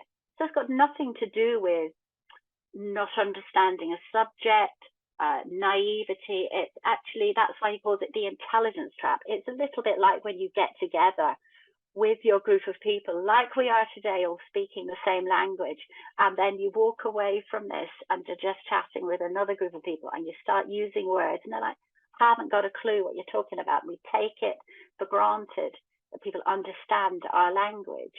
And this is the intelligence trap that we can fall into. And it really does help you think more widely about your topic and making it accessible for other people. Why smart people, I'm reading the subheading here, why smart people make stupid mistakes and how to make wise decisions. And of course, we see smart people making stupid mistakes all the time. It's on the news every night. So how on earth did that happen, or how did they fall for that? But you can't be too intelligent. You can be in a niche group of people, or with the same mindset, or thinking the same things, and that's the little 10% in the corner. And what about this 90% that's here? So I highly recommend The Intelligence Trap by David Robson. And on the subject of percentages as well, this reminds me of a story that I hear told by Dave Snowden a lot about. They put radiologists, I don't know if you've heard this story, where they put the radiologists to look at the MRIs to look for lung cancer nodules. And they put on the final image, they put a big gorilla that's like 17 times or something like that bigger than the nodules would be. And only 17% of the radiologists actually see it, even though their eyes scanned it.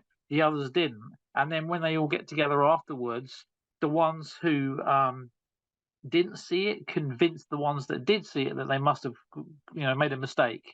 And it just goes to show, because of their biases and the heuristics that they go into those situations with, because of their expertise, they only see what they're looking for, which I haven't read it yet, but there's another book called The Expectation Effect, and that probably would be a good double read with one that you just mentioned. Fantastic. Yes, the example that Michael's talking about, actually, if you go on, associated with this, you just go onto YouTube after this and just type in, I don't know what it might be called, the gorilla paradox, maybe. And another example, like Michael was saying, was they ask you to watch people, maybe they're bouncing balls and it's exchanging the balls, and say, watch, just count how many times the person with the white shirt bounces the ball, and you're focusing on that task. And during that task, somebody dressed in a gorilla costume walks behind them, but you don't see it. You won't believe it until you've done it. So look for the YouTube video, and maybe we'll find a link for it and put it in this after we've edited it. So my last one book is Matthew Syed, great author, other great books I'll tell you about in a minute. His book, this is called Rebel Ideas, The Power of Thinking Differently. So we've just been talking about the danger of thinking in niche groups. Now, Rebel Ideas is now moving into the area of diverse groups working together and how they can complement each other. My note inside says, looks at the power of diverse perspectives and how embracing differing viewpoints can lead to transformative outcomes. It advocates cultivating a culture of innovation and collaboration to tackle complex challenges. So this is the power that we're all talking about today, of recognizing bringing in diverse voices will give so much of a wider picture. It's like, advertising these days is not all about 10 white middle-aged blokes in a room saying, oh, we think this is going to be a great idea. We want to hear everybody's voice, and it really can be a very powerful tool. And I think you'll really enjoy this book. It's not as if it's, just trying to be cool in the idea. It's absolutely giving you the research behind all of the ways in which we need to work with people who think differently, not just accurately, so not just intelligently. And this is taking a step back and really viewing performance from a fundamental, different vantage point. And I think that you'll really enjoy that book. It's got some great stories in it. So we're nearly ready to... I beg your pardon? A good complementary read for that one would be a book called The Difference by Scott Page, which is pretty much become the Bible on diversity and diverse thinking. And that has a lot of the scientific studies in there to back it up as well. And I think that would be a good complementary read with that one. Fantastic. Thank you, Michael. It sounds like they'd go really well together. So to wrap up my lovely pile of recommended books today, I'm going to recommend this super book by Sam Tatum, who is works for Ogilvy Advertising Agency, and it's called Evolutionary Ideas. And it touches on a subject that we're really interested in at the moment, and that is using things we learn from nature to create new ideas. And this subject, biomimicry, is really a fascinating subject. Using biomimicry is using nature to solve new problems. So biomimicry, product that you will be familiar with that has used biomimicry is Velcro. And if you don't already know the quite well-known story of Velcro, it's to do with a man who was a scientist, and he was walking his dog, and the dog had the little burrs caught in his fur, and from this he realized that that hooking technique was what was holding this thing from nature in the fur, in the dog fur, and that is the hooking technique that's used in Velcro. And one of the most interesting stories, I think, in this particular book about biomimicry is when Sam tells us the story of how the bullet train in Japan had many problems in its design development. And three of the major problems were resolved by using ideas that this engineer, Eiji Nakatsu, had seen in nature, which I think is absolutely fascinating. The speed of the bullet train goes at such a speed that it makes a noise. We understand that, like jet planes, and they changed the coating on the train from something they'd learnt from the way that, I think it was owls, and they have a little hole at the end of the feather, and that's how the air filters through, and this is somehow put on the surface of the bullet train. I'm not going to reveal everything because it's too good a story. It's a section in here called Three Birds and a Bullet Train, and I'm not going to tell you everything because I want you to go away and read about this story, but it has other aspects to it, which is we talk first about biomimicry and how nature solves problems, but then it moves into a second area, which is called CRIS, the theory of inventive problem solving, and you're given innovation checklists. So as you move into the book, say, for example, I've just opened it here, and your problem is boosting loyalty. There's a section talking about boosting loyalty, but also as an innovation checklist. And there's lots of questions you can ask yourself. I'm just going to read three to give you an idea of the second part of this book. Boosting loyalty, innovation checklist. You ask yourself, how might we help people to see that progress has been made? What invisible steps have already been taken? How might we make these more evident for others? How might we provide an artificial boost to encourage follow-through? So there's questions there to prompt you, and it's on the basis, the theory that every problem has already been solved, and why are we spending so much time solving the same problem over and over again? This is using the previous experience of problem solving to help you solve your problems. Hence the subtitle of this book, Unlocking Ancient Innovation to Solve Tomorrow's Challenges. It's a fascinating book. There's a lot in there, and I think you'll really enjoy it. So there are 7 impactful books that cover behavioral science, human behavior, the psychology of meaningful engagement, business, you name it. I think we've covered it. And I think you will really enjoy, if you only order one of those maybe, or explore it, get it from your library. I really think you'll find them thought-provoking books that are really worth seeking out and that will really help you and enrich you in your understanding of the way that the human mind works. So enjoy your reading. And I've been Louise Ward, and it's been a pleasure to join you here today with Michael to talk about books.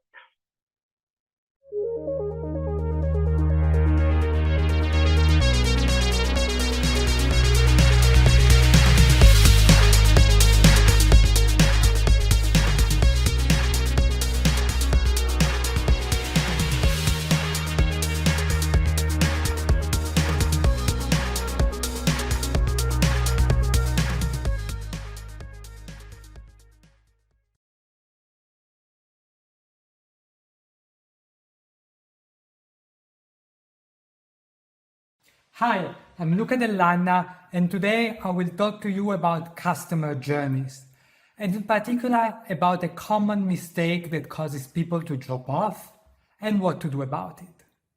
I will also cover insights from neurology and ergodicity to help you design a more engaging journey. You might have the most useful product or insight, but it doesn't matter how good the user will feel at the end of the journey if they drop off earlier. So, in designing a customer journey, a presentation, an onboarding, a sales page, or a book, what matters is not just whether the wall is worth it, but also whether there is no moment of low engagement that causes the customer to drop off before they receive the benefits of staying. Today, I will tell you how to design an engaging user journey.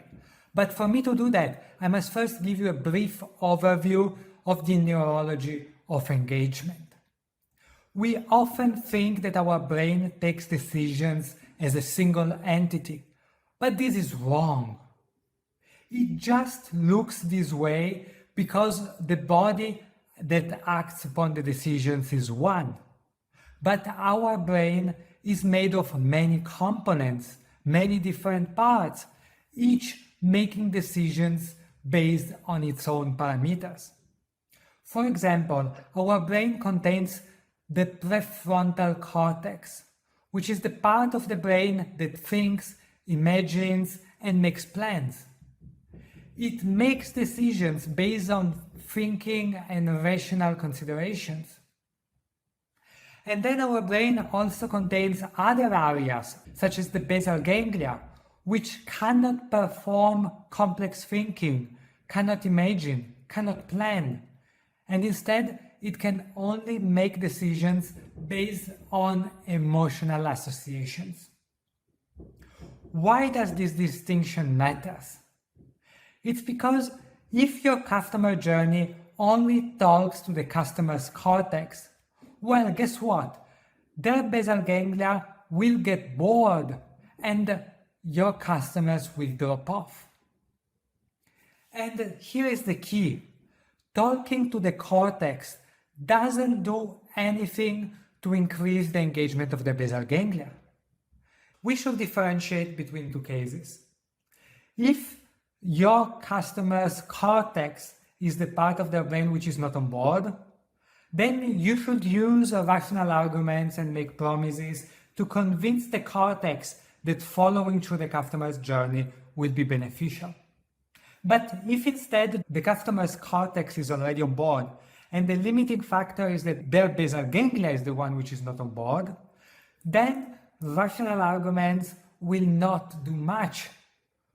If the basal ganglia is the limiting factor, then you should bring forward arguments that talk to the basal ganglia.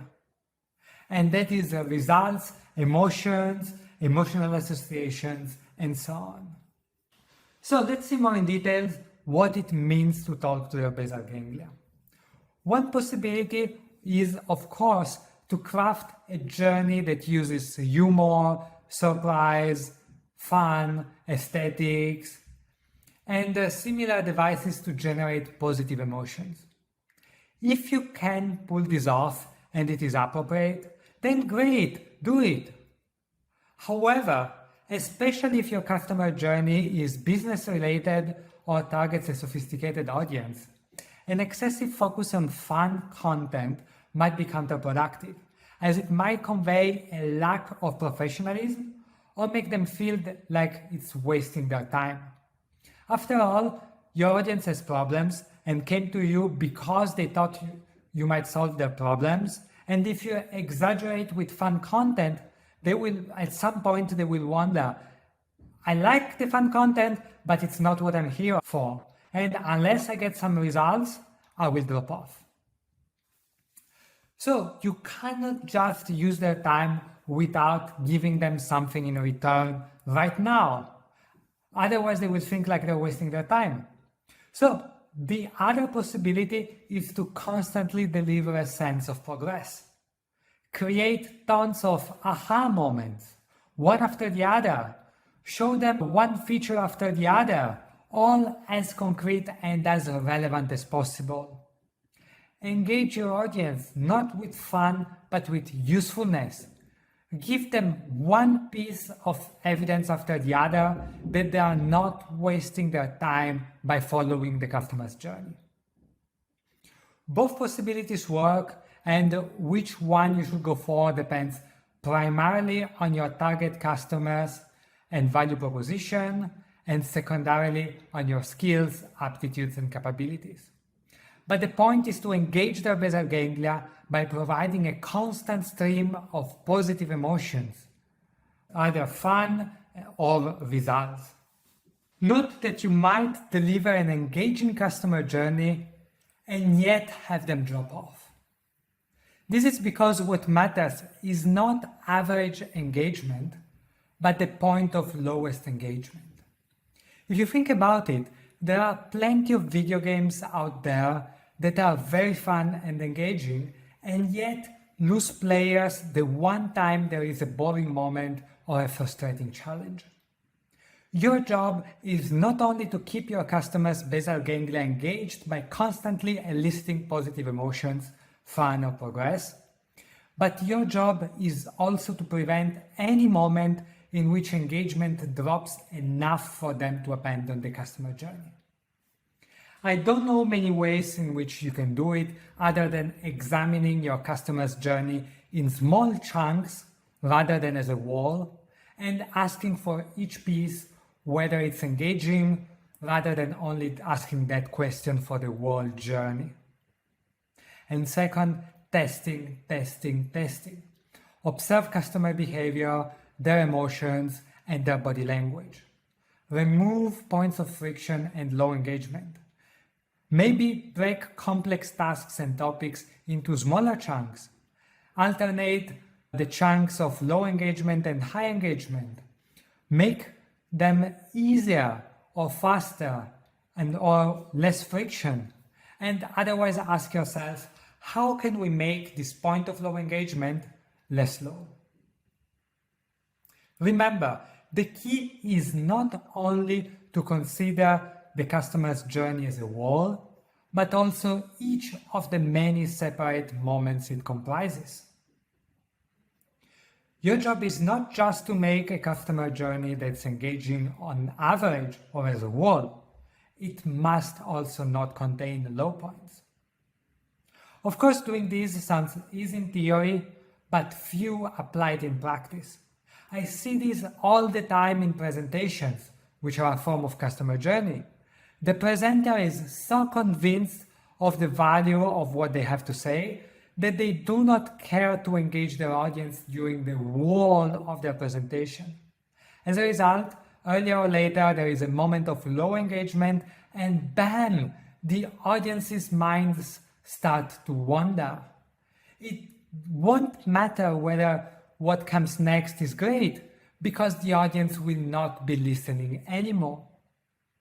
Therefore, great presenters spend a great deal of time ensuring not only that their presentation is interesting and useful as a whole, but also that it doesn't contain points of low engagement that will make the wall meaningless. It's a bit like investing. Yes, the stock market has a positive average returns over time, but if you go bankrupt during a downturn, you will lose the possibility from benefit from future gains. And the same applies to customer journeys. If your customer disengages at any point, it will not matter if what follows is more engaging. And again, by engaging, I do not just mean fun, I also mean useful. Fun is great in small quantities, but unless fun is the core offering that you are selling, after some time your audience will wonder, is this fun, but I'm here for a different reason, and is this wasting my time? In fact, the best way to think about it is not in terms of positives, but in terms of negatives. Not in terms of, is this engaging, but in terms of, are there points in the customer journey that are frustrating or boring? And then remove those. Remove any point that might make your audience feel like they're wasting their time. So let's summarize what we have seen today. Of course, customer journeys must be engaging and convince the audience that if they follow through the journey, they will not regret it. But not only this must be true over the whole journey, but it must also be true for all the moments that compose the journey. And such engagement cannot be made just through unsubstantiated promises or long-term incentives, because these work to engage the cortex but are insufficient to engage the basal ganglia. Instead, you must talk to the basal ganglia and engage it by creating positive emotions, either through fun and surprise or by giving tangible tools that the customer can see themselves using. And you must do this consistently, over and over, without points of low engagement. A single boring or frustrating moment might be enough for the customer to disengage and drop off. That was it for me today. If you want to learn more about the topic, you can visit my website, luca-dellanna.com with double L and double N. Or I also discuss these topics more in detail in my two books, Decontrol Heuristic and Ergodicity.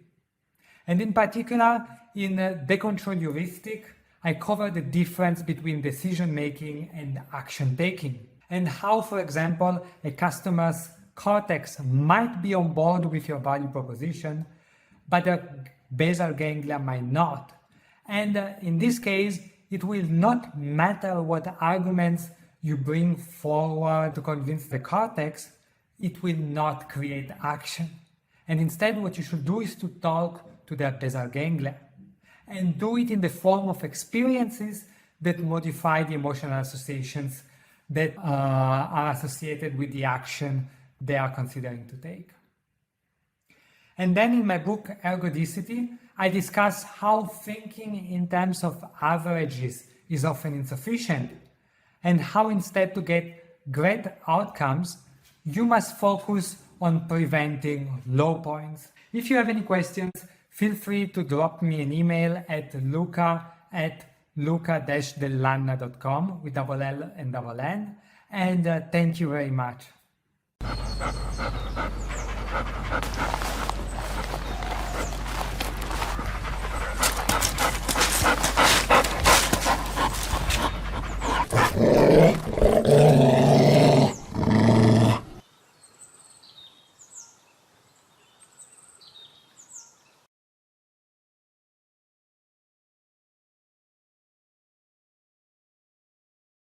Hi, everyone. So my name is Brian Cugelman, and I'm a specialist in using psychology behavioral science, and I started also getting into neuroscience somewhere about 8 years ago, and using them for building technologies and campaigns.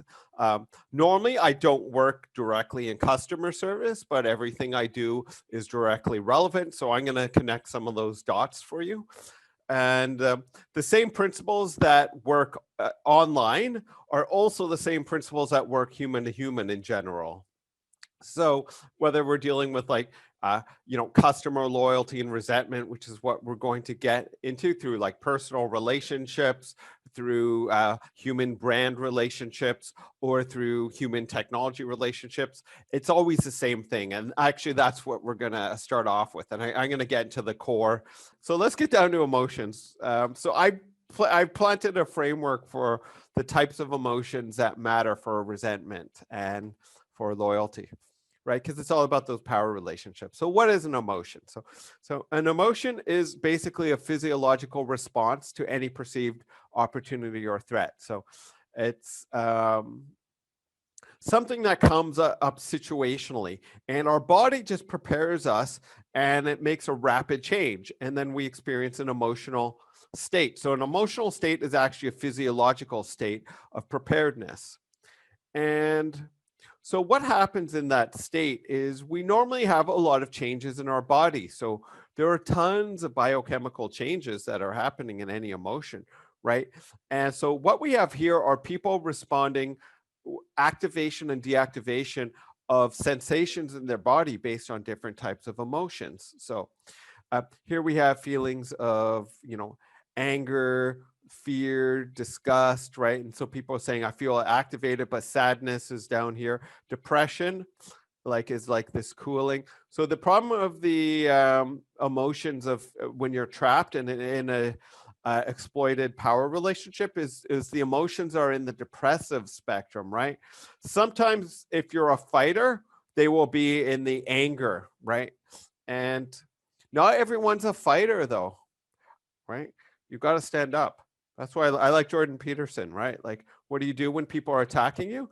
You know what Jordan Peterson says? Fight. And I agree with him. Stand up or move on, right? Like you could go into the battle. The narcissist and sociopath. Narcissists are way more dangerous for fighting politically because they are so insanely smooth.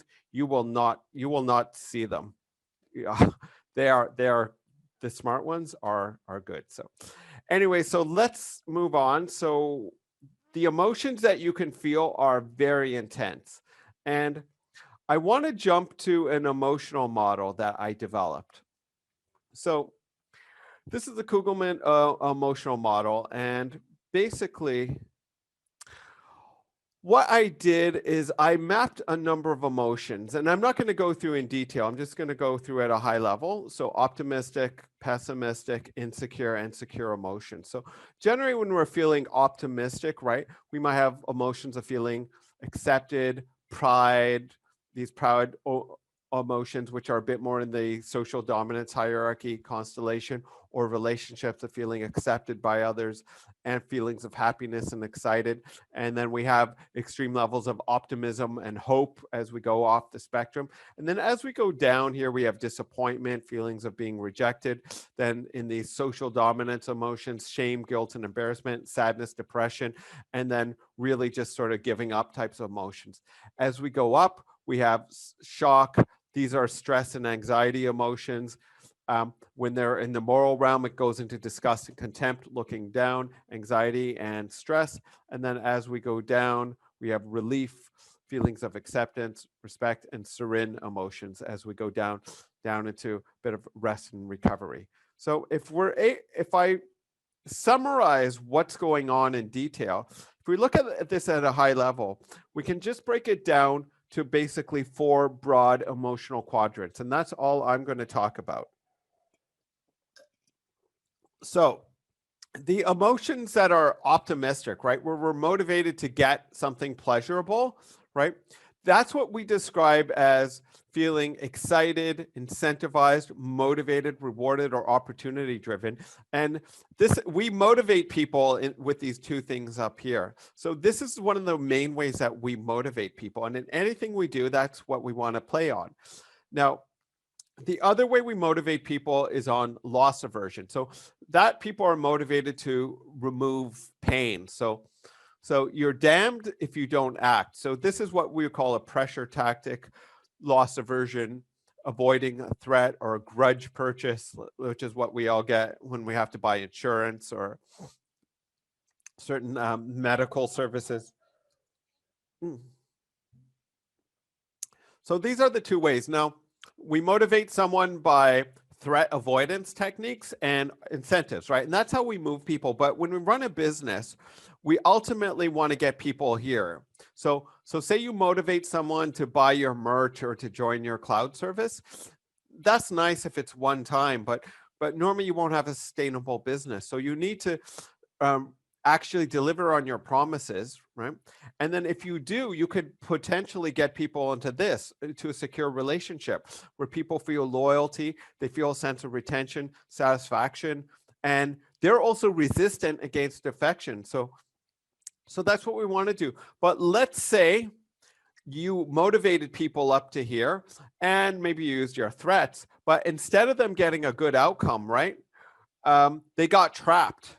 So that's the sleazy contract, the marketing info that puts you into a horrible trapped situation. You can't get out of your mobile phone package for 3 years and you're being exploited. Google trapped me. They made me waste $1,000 through an absolute blatant deception design pattern, right? There's no laws on this. I don't understand why no country has laws. Now, let's talk about companies who've done it right with me. So there are companies I will never leave, right? Because they have been so good to me, or at least so not incompetent or unethical, right? So they're like the least bad. So when you're in a secure relationship, it's like basically things can only get worse from here, right? So if we're to step back to pick your exploiter, obviously if it's pick your exploiter, right? And that's who's servicing you, that's your private sector options, right? It's like pick your savior. And here it can only be pick your exploiter if you're to leave. So when you're in a secure relationship, you're not leaving, right? You're there, you're a lifer.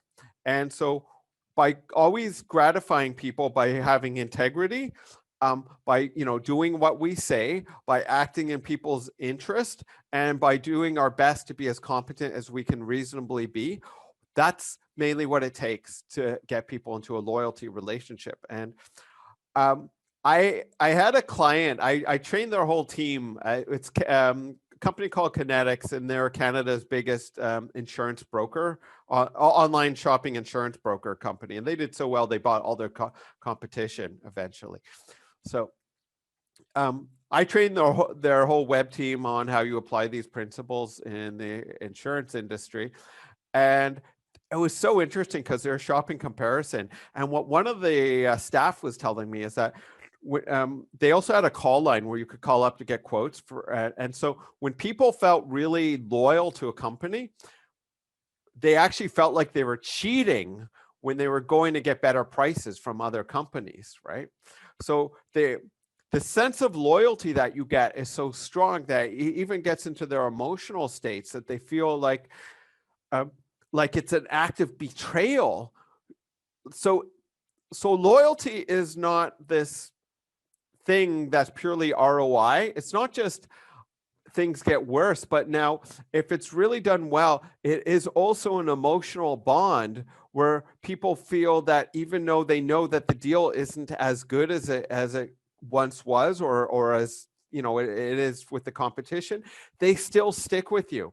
And that's the crazy thing about loyalty, is that it is very irrational at that level, right? It's not just the purely transactional. Now, the transactional relationships are what get us into these, and then it's through repeated pleasing of people and repeated harming of people that we're going to push them into here. And of course, if you know that your competition has been abusing customers, I say do a whole campaign and you take their customers, because those are people who are desperate to get out, right? And if you could find any way to get them out, right, and you can have more integrity and more competence, that's all it takes, right? Better deal. Of course, the core product has to compete, but if equal products, if you could win out on those two, that's good. So let me maybe just put some language to words. So I talked about motivation. So if we could take people from an insecure to an optimistic relation, that's more motivation. So that's part of the pressure technique. That's just to get them to move in the first place. But if you can get people to go out of a shitty, crappy, horrible customer experience into a good one, that's hope, right? This is where not just you don't just poach customers. I believe entire revolutions are built on this emotion. Social transformation. I think the disintermediation of the banking sector, which I believe will happen from decentralized finance and cryptocurrency. Their tech needs a bit more work, but the adoption we're seeing this year it's big. This is not small. Like Turkey, which was devaluing its currency, was so bad that they had to block cryptocurrency because people found more hope in cryptocurrency than their own currency. And I think that's one case, but anytime you see people feeling trapped, go after them, but you can't be another dictator, right? It can't be like how history repeats itself. It should be from hope to actually into something that will last, right? Like long term. And so that's what we want to get to here. So if you keep gratifying people, you will do that. And also we can also pull people into this by removing the stress in their life. So those pressure tactics, if they motivate people, they actually must relieve the pain. And if they don't, you're lying to people, right? You can't say, oh yeah, this will solve this problem unless it solves the problem, right? You can't say with the hope message, this will get you the thing you want unless it actually gets them the things that they want. So if you actually deliver on all of your promises, right, on both of these, then you have a chance. Now, if you fail, this is what you get. So the companies that put people in the stressful situations, they have no consideration for their customers. They put them into this crappy, trapped relationship where you feel you can't get out, and it's in the constellation of helplessness, shame, guilt, humiliation, feelings of trappedness, depression, and suicide. Those are actually the emotions. And when I say suicide, I am actually not exaggerating, right? I won't get into how pharmaceuticals design antidepressant drugs. Most of my students, I stopped talking about it because they didn't like it emotionally when I would tell them how it works. But this is the constellation of suicide. Very bad. Causes health problems to people.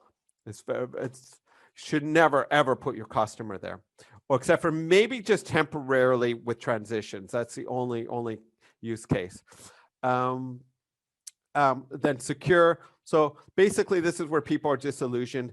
Your management change, right? The nice people and competent people who started the company are replaced by narcissists, sociopaths, and fools, right? And now, sorry, but I trained people at Microsoft, but look, I stopped using Skype when Skype went over to Microsoft because it stopped working within like a month or two. It was beyond comprehension. And then the UI is impossible to use, right? Like it just went downhill, right? And they rebranded, they wanted the brand and then they corroded the brand. It's like, come on. And then disappointment. So that's where you lie to people, right? Right. So false promises, and then you get them trapped. So never do this stuff. And thank you very much. This was a great opportunity. So.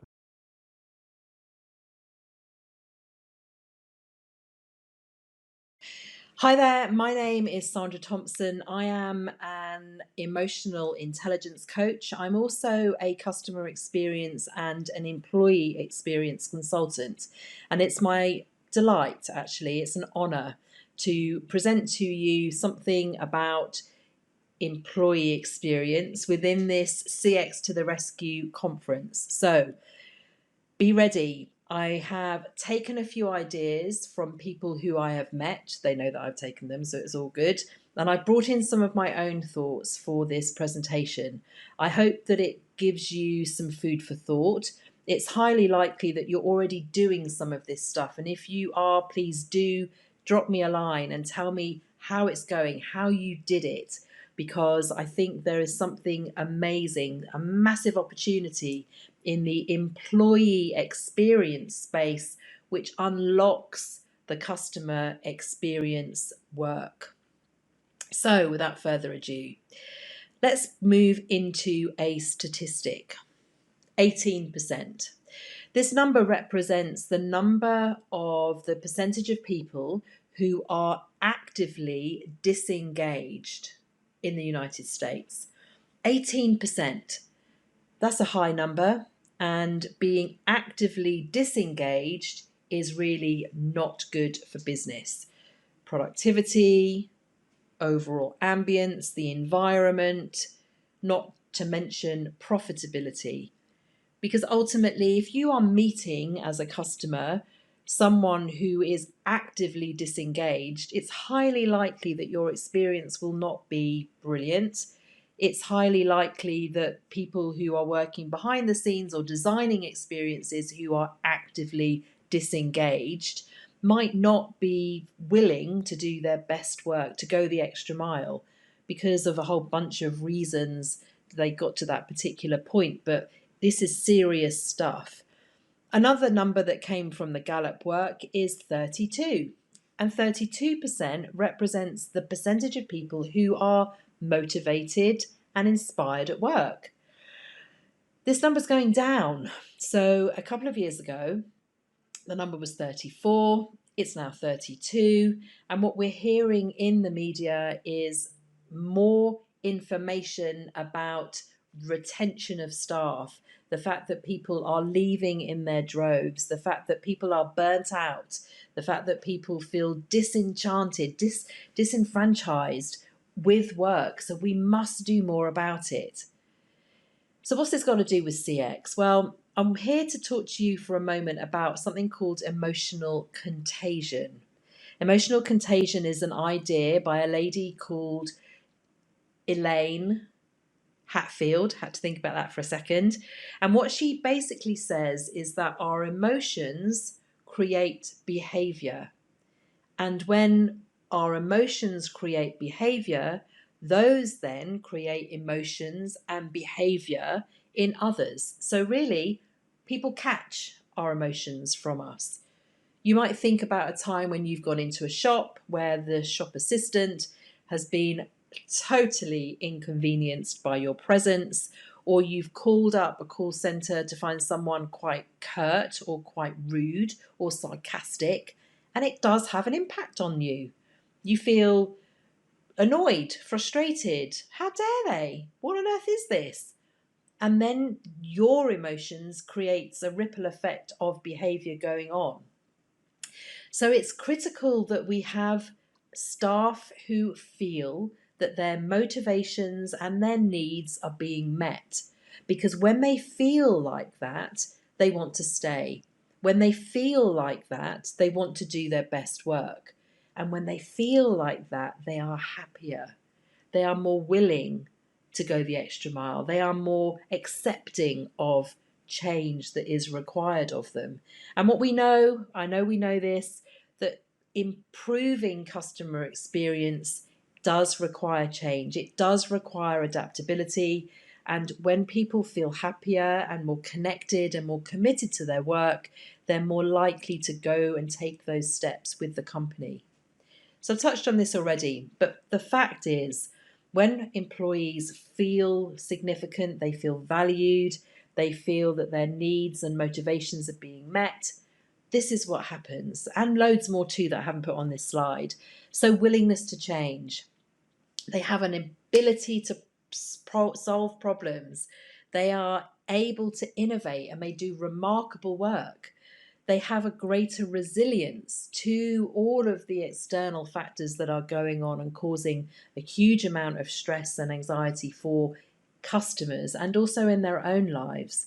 And this middle one here of memorable experiences, you know, we know that when a member of staff has the ability to show up and to do things that are extraordinary, even simple things, meaningful things, random acts of kindness, just things that are important and significant to the customer, they create memorable experiences, which leads customers to want to come back time and again because they feel a sense of loyalty through that type of behavior. So we've talked for a moment about the state of play. 18% of people are actively disengaged, 32% of people are motivated.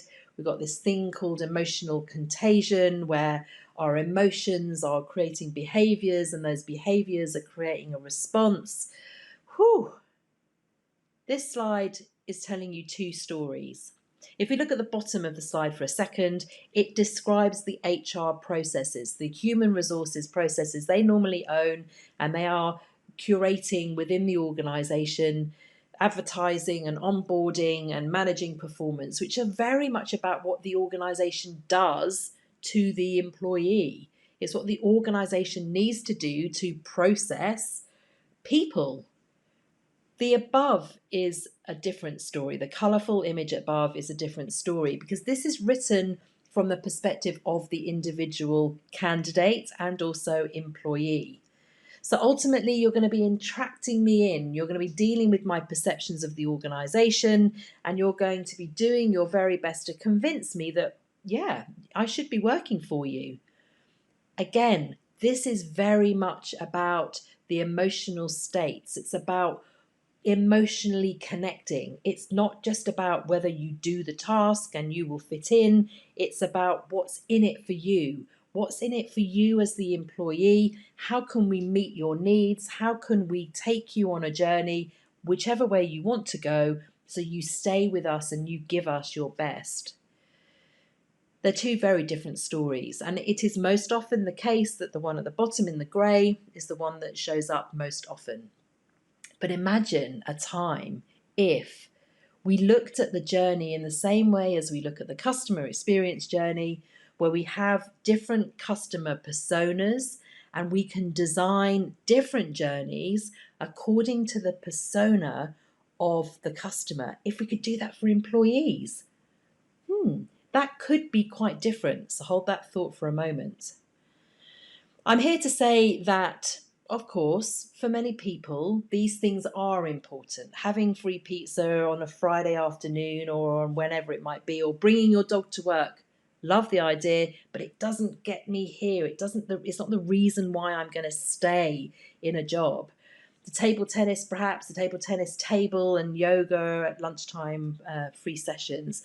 They're nice, and often organisations promote the fact that they do them, but it doesn't get to the core of the human being. These are things that are distractions, I would say. So we've got a bit of a journey going on. We've got the HR approach. We've got a different lens potentially. And if we look at the different lens, it's connected to this. So this is a model of emotional intelligence. Here are the component parts, the competencies within emotional intelligence. And it starts with the self-awareness. So imagine if we had a model that enabled us to identify what our motivation and needs are. So we have things like Myers-Briggs and insights discovery, etc., etc. But what about something else? What about a system that can really get to the nub of what drives you? What's really important? What are the values in your life that we need to be looking at, responding to, and designing for to keep you interested in your work, your colleagues, the actual tasks you have to do, and the organisation overall? Well, I think we might have found something. This is not my work. This is the work of Dr. Simon Moore and his team. There's a link at the bottom there to take you through to loads more information about this. But what you're seeing here are 4 characters, 4 archetypes. Now, this is a model that is a tool actually that can help you identify who you are, what you are most likely to find motivates you. What are your values? What motivates you? Now, you have all 4 in you, but one is more dominant than the others. And that's the one that we would design for, the actual characteristic that is coming up as the most relevant when you take a particular test.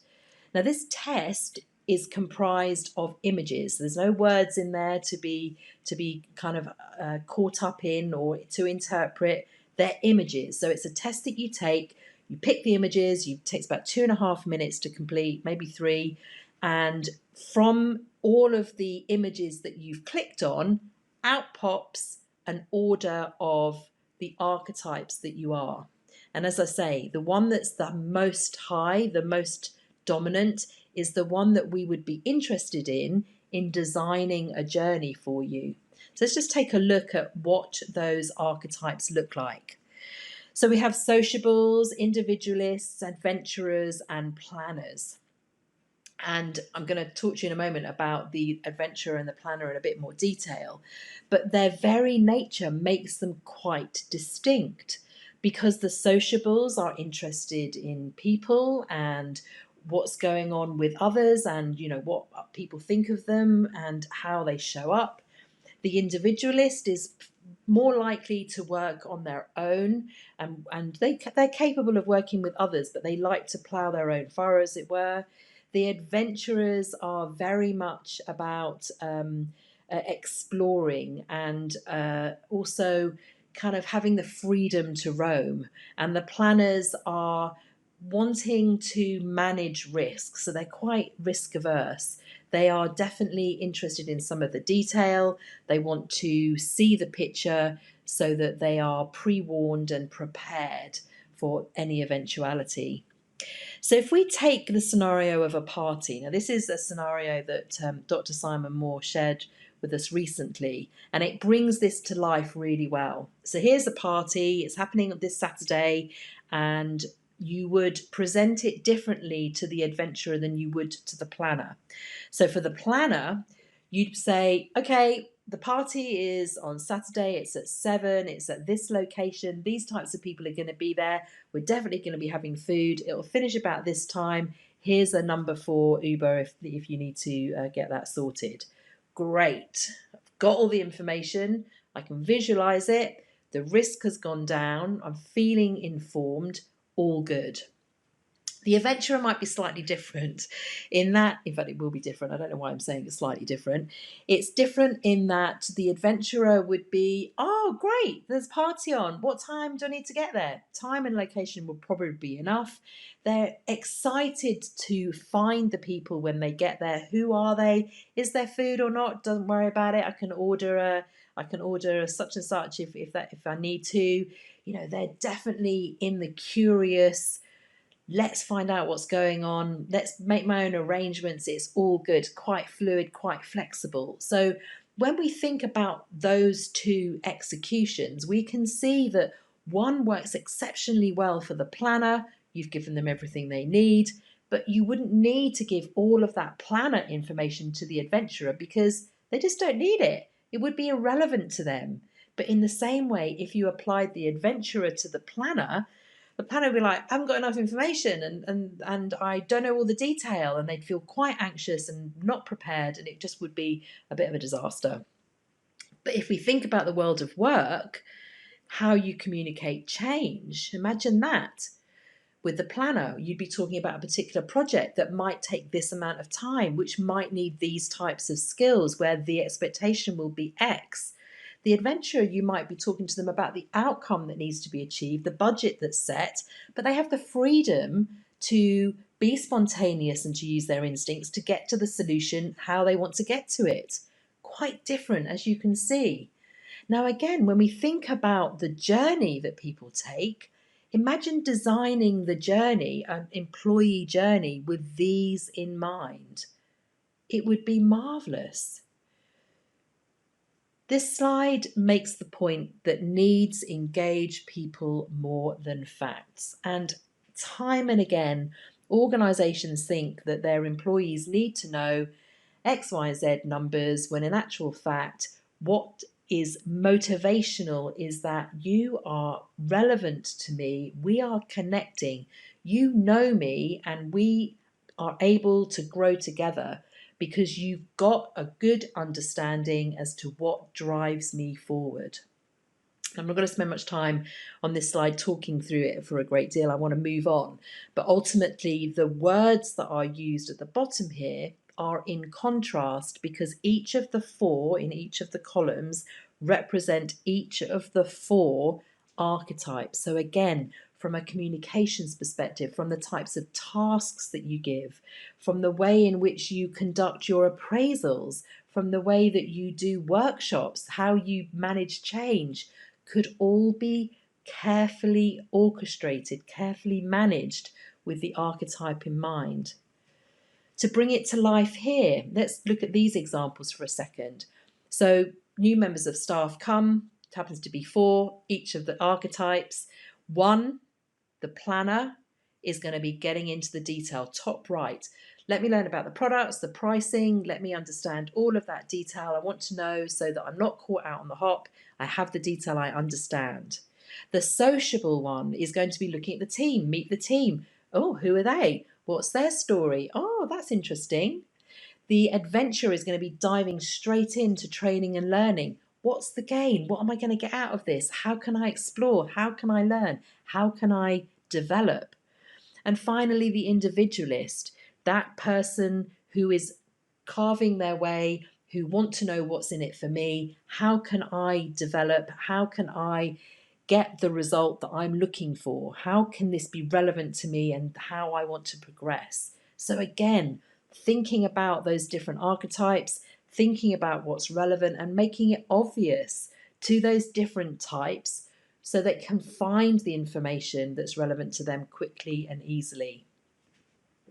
So I'm just going to end up with these couple of points now. So I took the test, I took the image test where you flick through all of the images at speed and out pops the answers that I got from that test. So I'm just going to read to you what it says about the adventurer because I was wondering, I wonder which one it might be. I wasn't sure if it might be a planner, but it turns out that this is spot on.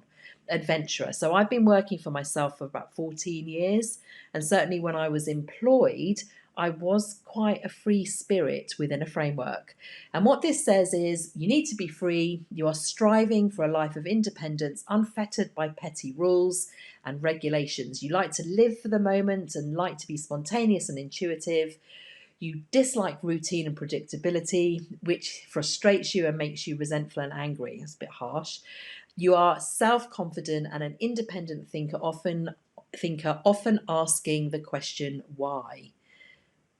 And when I read that, spot on, which means that when I work with clients, I have to manage the other three, but very often the reason why they bring me in is because of that curiosity, the uncovering of things. And so again, thinking about the organization, thinking about a leader in an organization and the fact that you would draw on the massive opportunity that each of these four bring because they are diverse. They have a completely different approach to how they see life and how they see the world. And knowing this means that you could optimize your team and their productivity and performance. And so just think about the journey that we all take and with an idea that there are models out there, there are systems out there that can help you design intentionally for different need states, and the end result will be greater connection, significance, and meaning. Woo! Thank you very much for listening. Thank you for taking the time to spend with me. And I do hope that you will drop me a line, ask me a question. I really want as many questions as possible. your challenge. You know, what did this mean for you? Do you already do this kind of work? I'm on LinkedIn very often, but please do connect with me, email me, whatever you'd like to do. Thank you very much.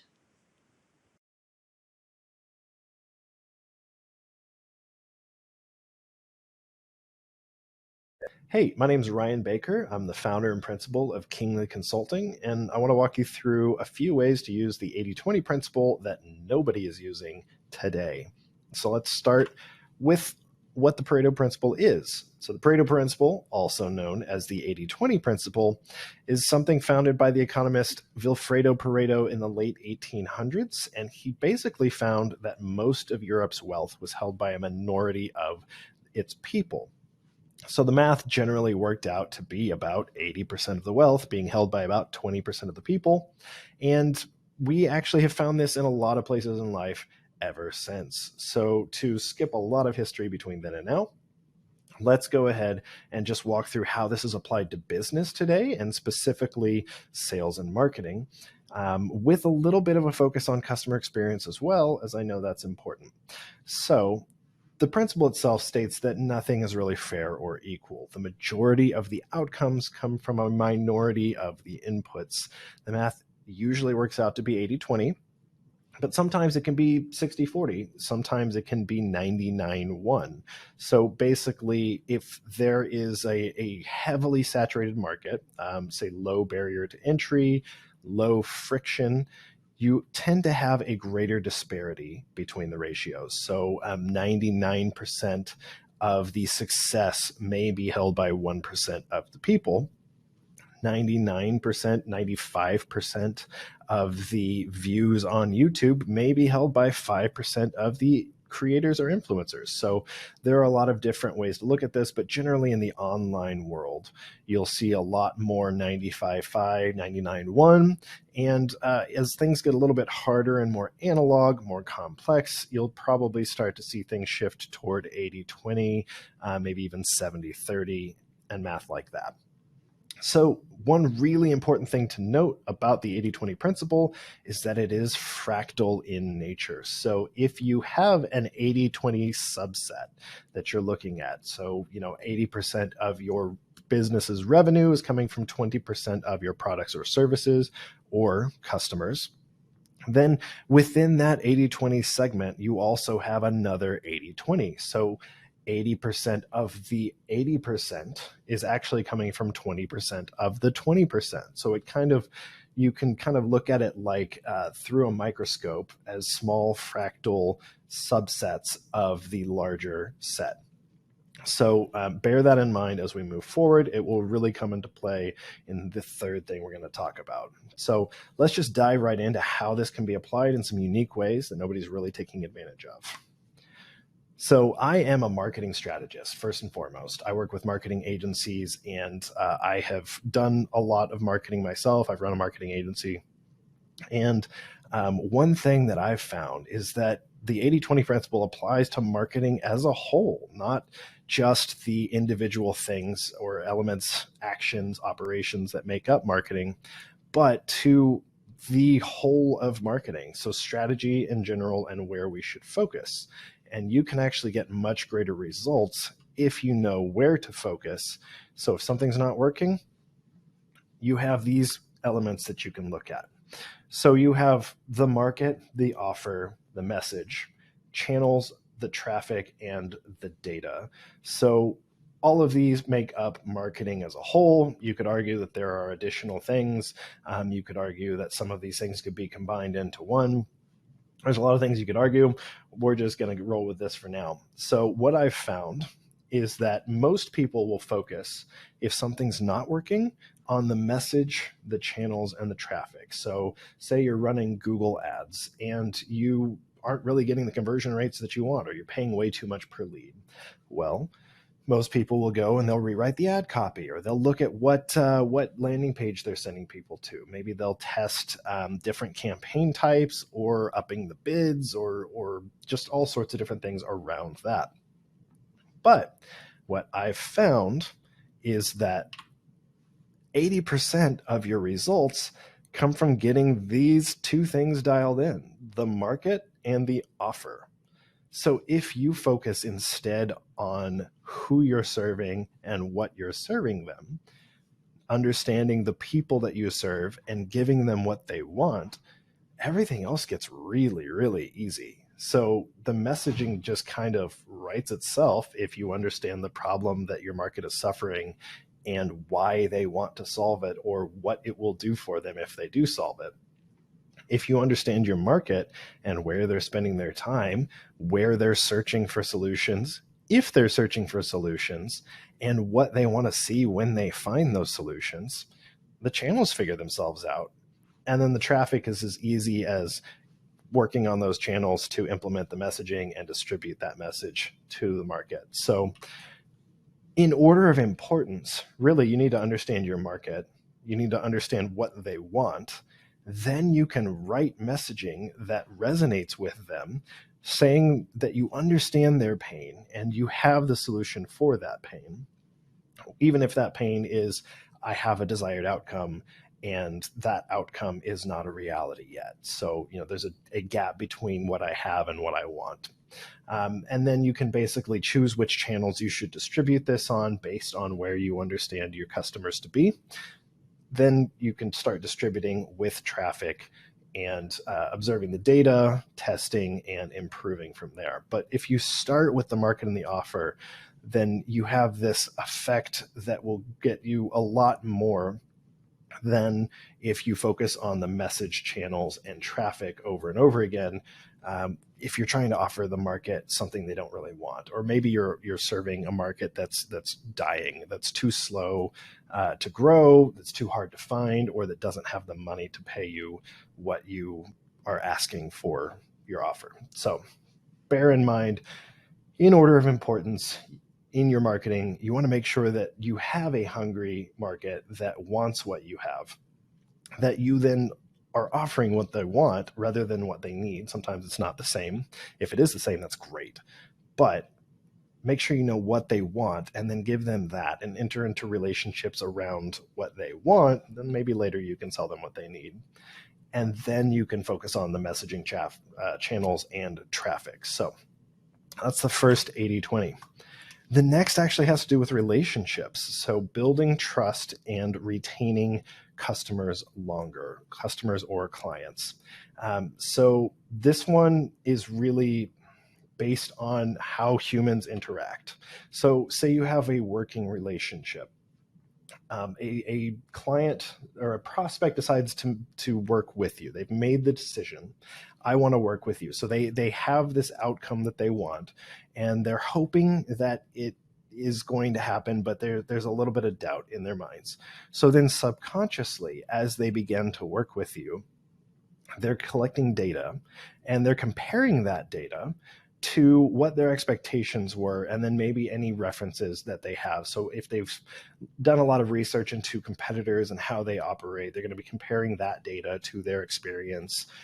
If they've looked at case studies, they're going to be comparing their outcomes to the case studies. And there's a lot of kind of subconscious and sometimes conscious comparison happening.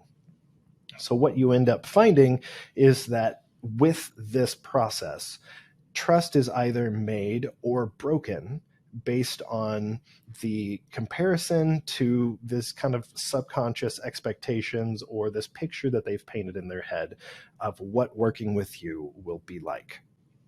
So the 80-20 to trust building and retention, if you're bringing on a new client, is the onboarding process. So right here, kind of, and honestly, it's a little bit further to the left, but between their decision to work with you and their process of collecting data, which really is going to happen right away, you have the opportunity to build trust through an onboarding process. And there are a lot of things that you're going to want to do with your onboarding process. And this could be you or your clients.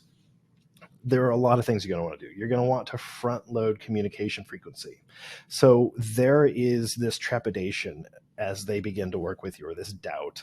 And it's subtle. They're excited to work with you. They trusted you enough to give you money, but you don't have solid trust at this point because you haven't proven that their money was well spent. So if you start with frequent communication, you can allay any uncertainty that they may have, and you can help them start to feel like, okay, I know what to expect. I know what I'm going to get moving forward, and I know that this was worth it. So you, in addition to communicating more frequently at the beginning, you're going to want to address any potential concerns. So if you've worked with people a lot, then you can start to identify, okay, what concerns do they have? Or you know, if people in the past have communicated concerns to you further down the line, what concerns were communicated and how can you address those early so that you can avoid any doubt cropping up? Because doubt is like cracks in the foundation of your relationship with your client. And the more doubt seeps in, the less sturdy that foundation becomes over time, and the more it can end up crumbling. So you want to develop rapport. You know, you want to be likable. So you've got to be known, liked, and trusted to get the client.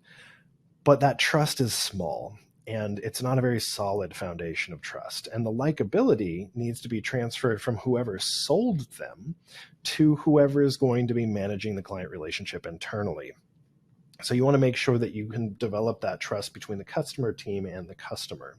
You also want to set expectations regarding your communication, like the frequency and what type of communication, what mediums you're going to be using. So, you know, if you're going to be using phone calls or Slack or email, what kind of results can they expect, and when can they expect results? Like, when is this kind of onboarding process going to end? When is the setup process going to take place, or implementation? How is this going to look?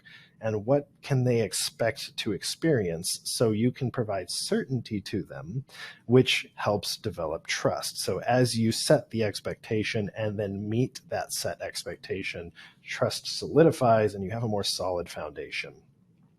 So you want to clearly define if they have responsibilities in this relationship. You know, maybe there are some dependencies on them to get everything done in the set timeline.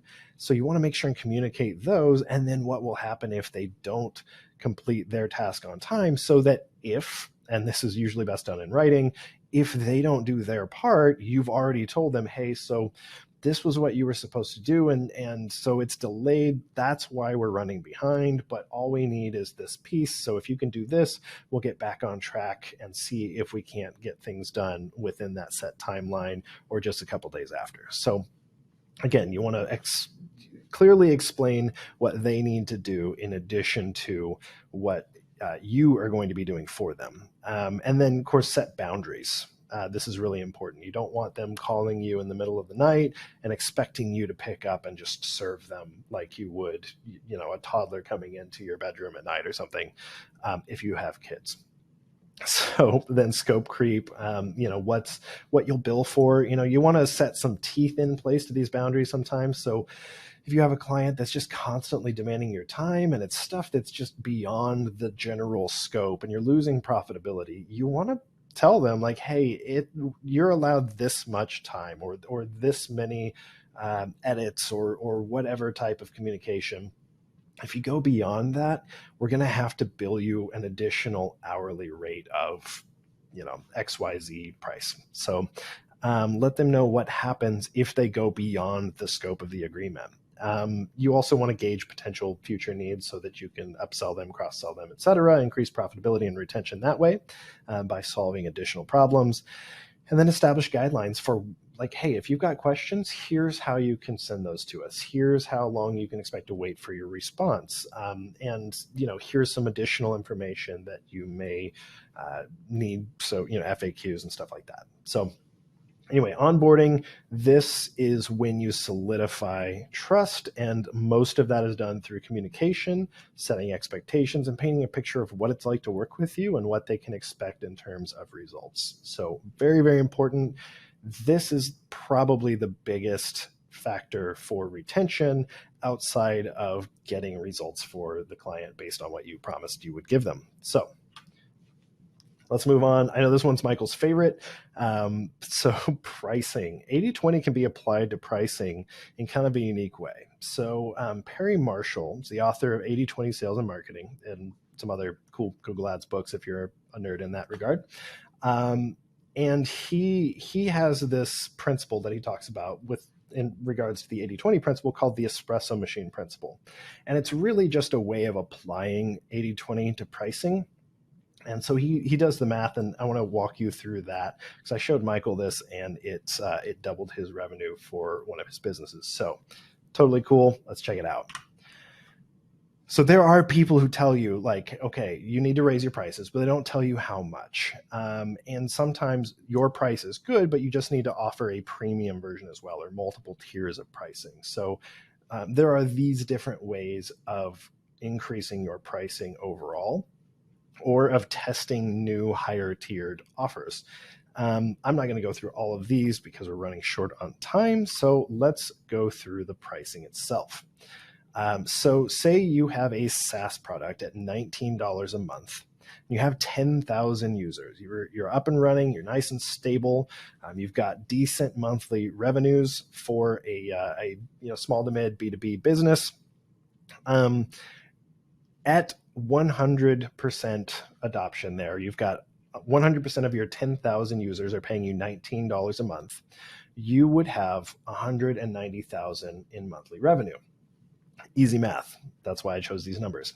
So what would happen if you were to then offer another tier of business or another tier of membership or subscription level at 4 times the price? Well, the 80-20 math states that 20% of that 100%, 10,000 users, 20% would be really, really likely to pay you 4 times what you were initially charging. So you would then be able to make 8,000 at 8,000 sales at 19 a month and 2,000 sales at 76 a month. And so your adjusted monthly recurring revenue would actually go up to 342,000 from 190,000. And this keeps going. So because of that fractal nature that we mentioned, where each 80-20 has an 80-20, we can deduce that 20% of the 20% that pay you the most would be likely to pay you much more. So what we can see here is that if we keep going down the line, there's another 20% of that 20% that would pay you $76 a month that would pay you $304 a month. Now, the caveat is, of course, that you want to make sure there's equal or greater value than what you're asking in payment. But if you want to have multiple tiers of pricing or multiple tiers of service, membership, subscription level, whatever, this is a good way to figure out your pricing. So you could have a regular basic plan at $19 a month, a gold plan or a premium plan at $76 a month, and then you could have a top tier executive plan at $304 a month. As long as the quality of service or the value of that tier met or exceeded $304, you're not just offering the same thing at 3 different price points, you would be likely to get 400 of those 10,000 people to pay you $304, whereas the rest of the people are paying either 76 or 19. So by doing the math, you can go all the way down and find that, hey, if I had 75,125 users, I would be almost guaranteed to find one enterprise account that would pay me $311,296 a month for access to a level of service or a level of membership that is equal or greater in value. So really, really cool. See this math applied. If you want to go beyond SaaS, you can look at like a coffee shop with 100 daily visitors and the average ticket price of $3.50. Say they only sell coffee. Well, if they then wanted to sell a more expensive cup of coffee, like a Geisha varietal or a Pink Bourbon or an SL28, I'm not a coffee nerd, you would then see the likelihood of 20 people a day spending $14 on average instead of just the $350, and your monthly revenue goes or your daily goes from $350 to $630, and then your monthly goes up by almost $9,000, so almost double, by just offering something that's a little more expensive. So then if you offer even more things that are expensive, say like a bag of coffee beans from that more expensive varietal, well, then you could end up having 4 people a day that are willing to pay you $56 instead of just $3.50. And that more than doubles your revenue on a daily and monthly basis. So there's a lot of cool ways to apply this. I can share these slides if I need to, but essentially you just take your average price and number of users, you multiply the price by 4, and then you multiply the users by 0.2, and that basically does the math for you. If you just drag that down, each row you'll multiply by 4 and then by 0.2 for the row above, and you'll get your math broken down for you. So again, you can share these if there's need, but hopefully that gives you some cool ways to apply 80-20 that you hadn't thought about, and some good food for thought. So 80-20 is everywhere. One change can affect everything. Again, Michael doubled his revenue almost overnight with this one change of 80-20 applied to pricing, being able to offer that higher tier of service. It can help you mitigate cost. It can help you save time and find where to delegate. It can help you increase your profits, and it can help you get more money from less work, which everybody wants. So again, I'm Ryan Baker. I'm the founder of Kingly Consulting. I help marketing agencies increase revenue and retention by helping them overhaul their people, processes, and performance. If you want to get a hold of me, you can email me at ryan@kinglyconsulting.com or find me on LinkedIn. Hope this was helpful. Thanks.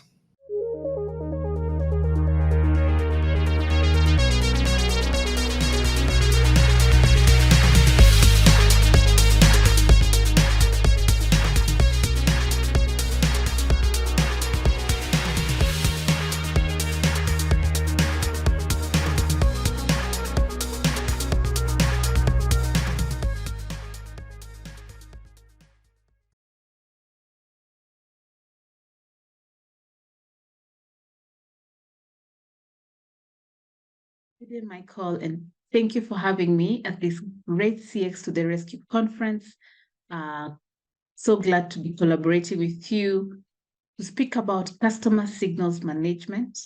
My name is Cynthia Nkirote, a certified customer experience specialist and an accredited customer experience professional with over 10 years experience in CX. I'm excited to be just, unpacking this topic, a relatively new topic in CX, because we mostly look at other attributes of CX, which I'll be speaking to later. And so, what are customer signals? Every organization desires to be customer obsessed. We are putting in heavy investments. We are training internal customers to be customer obsessed and drive the right culture. We have service level agreements. We have standard operating procedures in place.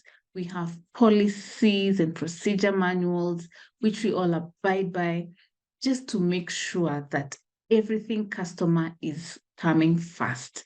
And a lot of organizations have really, really invested heavily just to make sure that they are winning from a customer experience perspective.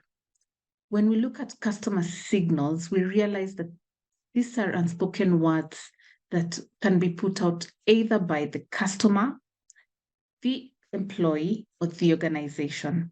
How does a customer put out signals to you as an organization or an internal customer who is serving them? So a customer can put out a signal by one, just fizzling out and becoming dormant, and you soon realize that their account is inactive. They did not complain. They did not, raise any concerns with you. You still felt and thought that they were your customer, only to realize that the account is now inactive. And today we are seeing many customers simply fizzling out or ghosting organizations without complaining about what the issue could be.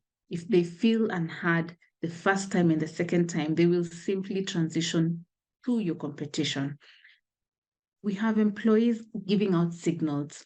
Employees give out signals such as observing an organization that has a high turnover rate, and you wonder, what am I not doing right, or what could I do better? And employees could simply also be demotivated, could be giving in 50% instead of 100% of what they normally would. And these are signals that we should quickly pick as an customer-obsessed organization and try to solution. And then we have organizations that give out signals to customers from the communications we put out to the publics, to how we package our products in terms of quality, to how we offer our services to you. Everything that the organization does communicates one thing or another. It sends out a signal. I'll tell you about my experience recently. A group of us actually were attending a conference still on CX, and we walked into the hotel lobby and no one faced our direction or attempted to guide us to where the conference room was. And that also put out a signal. We felt like, do we still matter? Are we still considered as customers? Are we simply meant to find our way? Is there anyone to help us? What signals are you putting out to your customers? If you're a retail store, for example, are you speaking promos, yet that is not accurate in terms of the saving the customer is going to achieve, because you have communicated that you have a promo, but ideally you do not. What signal are you putting out? Are you ensuring that your services are quality and your customer journeys are delightful each step of the way? Those are signals being put out by organizations in every manner of way and across all industries, all demographics. And so it's important to know who we are communicating with as an organization. How are we segmenting our customers? How are we putting out our communication to the public? How are we reaching out, when there's a complaint raised from one customer? If I call your contact center and raise a concern and you promise to get back to me and you do not, that is a signal in itself. It demonstrates that the customer comes last. And that is not what a customer-obsessed organization would be doing. When we look at what we've been taught historically, is that we should treat others the same way we would want to be treated. But people are different. And that is why we say we are customizing and personalizing solutions. And CX being very empathy-driven, I like to look at that golden rule in form of treat others the way they would like to be treated. Because from a business perspective, this will translate to better competitive positioning. What is your unique selling point? If you're in the financial services and you're amongst 10, different brands, what differentiates you from the other, What makes you stand out? Regardless of the industry you're in and what you're offering, you're not a monopoly. What makes you stand out? Then there's the element of the increased profitability. When we treat others the way they would want to be treated, they feel hard, they feel that this service is personalized, they feel that this offering is unique to my need. And it helps this customer then give in 100% more. The share of wallet grows, your ROI grows, and your profitability is realized. Increased cost efficiency. As customers are putting in complaints or concerns, and we identify gaps in the processes, in the customer journeys that the customer is having with us, and we're able to remedy those in the shortest time possible according to the set out service level agreements, then you realize that the organization is then able to enhance efficiency, and this trickles down to costs. Then there's just visibility of great service that's being offered. So when we say this and we do the same thing, then it is evident that there's great service. When a customer calls and raises a concern about an issue and it is resolved, it's a visibility of good service and continuous improvement. And so my challenge to you is embrace customer signals as a new technique or a new approach to driving great experiences for our customers. That marks the end of my talk on customer signals management. I hope that you have learned something. And it is Customer Service Week. I would love that everyone enjoys this Customer Service Week. And you know what? One of the signals customers say is, during this week, I'm treated like royalty. I would want this every other week. That is a signal. Is it that your services are not up there throughout the year? What can you do to ensure that you're consistent? So happy Customer Service Week. And my challenge to you is, let this not end at the end of the week. Carry it on throughout the year. Thank you so much.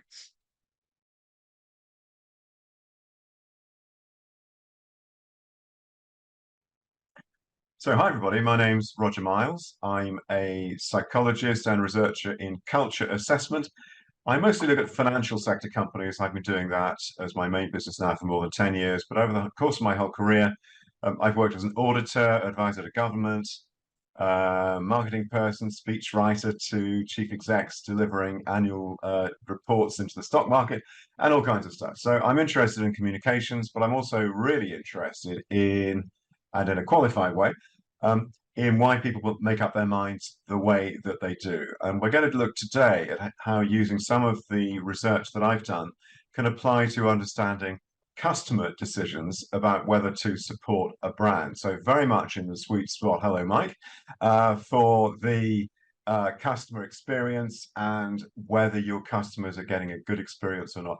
In particular, I'm going to show you a tool today called the behavioral lens, which I developed out of work really standing on the shoulders of giants, several other psychologists who I may refer to, but looking at the preconditions, so things that companies, things that brands may be doing wrong without realizing it, which will cost them customer loyalty. So Mike, I don't know if you want to fire a question at me or I can just jump straight in. How should we do this? So I'm going to be role-playing, because I certainly have been there myself as someone who is in the CX space and may have questions as we go along. So right now I'm filled with intrigue. So I will let you begin and then I will pop in with questions as they come. Fantastic. So I've called this a little provocatively why your customers and staff might desert you. And by the way, for practical purposes, staff, so people who work for the brand, have a very similar vision of how things are going to the way that customers do. You need to treat them just like ordinary citizens, exercising their own judgment as to whether you're trustworthy or not. So let's look at what a positive experience might consist of. I'd suggest there are 5 things where we need to give people the benefit of a positive experience if we want them to stay around and keep buying from us. None of this should be terribly surprising to you, by the way. So you want to show reciprocity. If they care enough to buy something off you, you need to care enough to keep looking after them. You need to have something which they want, clearly, however hard you market. If they simply don't want it, they're not in the market for it, that's no good. Preferably, you're providing something scarce, something you've got, which they can't get anywhere else. But you have some authority. Now, what this means in consumer goods is typically quality control. So the stuff that you're making is not a cheap, badly functioning copy of something else which does the job better. Actually, you've got a platform to stand on that says, this is good, this is worth your money to buy. Try to be consistent. So if you satisfy the customer one time, then they come along another time, you give them a totally different experience. They might have liked the second experience more or seen it differently from the first, but if you're confusing them with different ways of doing things, that's unlikely to make them feel loyal. They like you to do what you say you're going to do and to do it consistently. And this last one is actually quite tricky. You've got to be likable. You've got to really genuinely be invested in the thing that you're selling, to care about it, to care if people are criticizing it, that hopefully criticisms are meant in a positive way. If people bother to complain, it means that they care enough to complain, surely. So we take that as a positive. Collected then, all of those things, we want people to agree, to have a consensus. Everyone, all the customers have a similar sort of feeling that you're hitting at least one and hopefully all of those 5 marks regularly. However, things go wrong. And let's look at why things go wrong. You're probably aware, if you're in the business of selling things to consumers, to customers, that you need some kind of a trading license, and that people are judging you by, are you okay? First of all, on a very narrow professional level, as their knowledge changes of how good you are, or maybe not how good you are, the first thing they're going to think about is, does this organization actually have any sort of professional platform underneath it? So do these people have any qualification, any formal experience to do what they do? When they're making these claims about how wonderful the stuff is that they're selling, is there any way in which that sits on top of a base of real knowledge, ideally some sort of qualified professional or at least market experience knowledge? But then there's a whole lot of other things, and I'm going to call these not your professional license, so not the thing that the Chamber of Commerce puts on the wall in your office if you have one, but the social license. This is how people believe that you're any good or not. And by the way that people give you your social license is they don't, call you up or get on the message app and hand to you the knowledge that they're supporting you. No, they just very quietly keep it to themselves. And as you go about your business, your customers are watching you. Your public, people who are not customers yet, but maybe they're going to be, are watching you, and they're talking on social media, of course, about you. The people who regulate the whole market you operate in, and watch out, it's called politicians, but they could be legislators, regulators, whatever. Your staff, of course, also exchanging little social media notes of their own, are watching you. Is your behavior to them, is the way you treat customers okay? Is there a gap between what you say you're going to do and what you actually do? You can be quite sure that your staff will notice if you do behave like that. And by the way, of course, let's not forget, in a marketplace, your competitors, so the other brands who want to steal your bit of the market, move into it. They are all talking among themselves and with their own little social groups about, are we okay with the way that this brand, that your brand, goes about its business? And here's where it gets. Go on, Mike. So on the left, the license to trade. I think that is starting to become less and less relevant now. And the one I totally agree. I totally agree. I think, there was a time when people might look for, if you're a British citizen, you might have looked for like the royal appointment badge or the kite mark, the quality mark on the thing. Now I think it's much more about the opinions that people give. So all this stuff on the right. But of course, you don't directly hear about this unless you take the trouble to find out. Market research, by the way, doesn't really get at this stuff. You need to look at it in a slightly different way. And that's what we're going to come on to. So if you want to avoid that situation where suddenly you're not selling anything, people are not returning your calls, the market seems to have dried up, repeat customers have disappeared and they're not repeat customers anymore.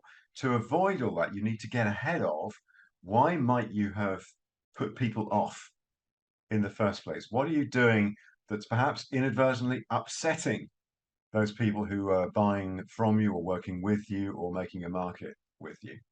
And I call this the behavioral lens approach. Now, this, as I say, is a refinement of probably 2 generations worth of behavioral science. Some of it is me, but a lot of it is building on work already done. If you happen to recognize any of this, fantastic. Maybe it shows you've done a bit of homework in this area already. So to get ahead of customer expectations, we need to constantly ask the question, as the customers do, how close is this business's behavior to what people expect and accept? What do people accept that you can do right?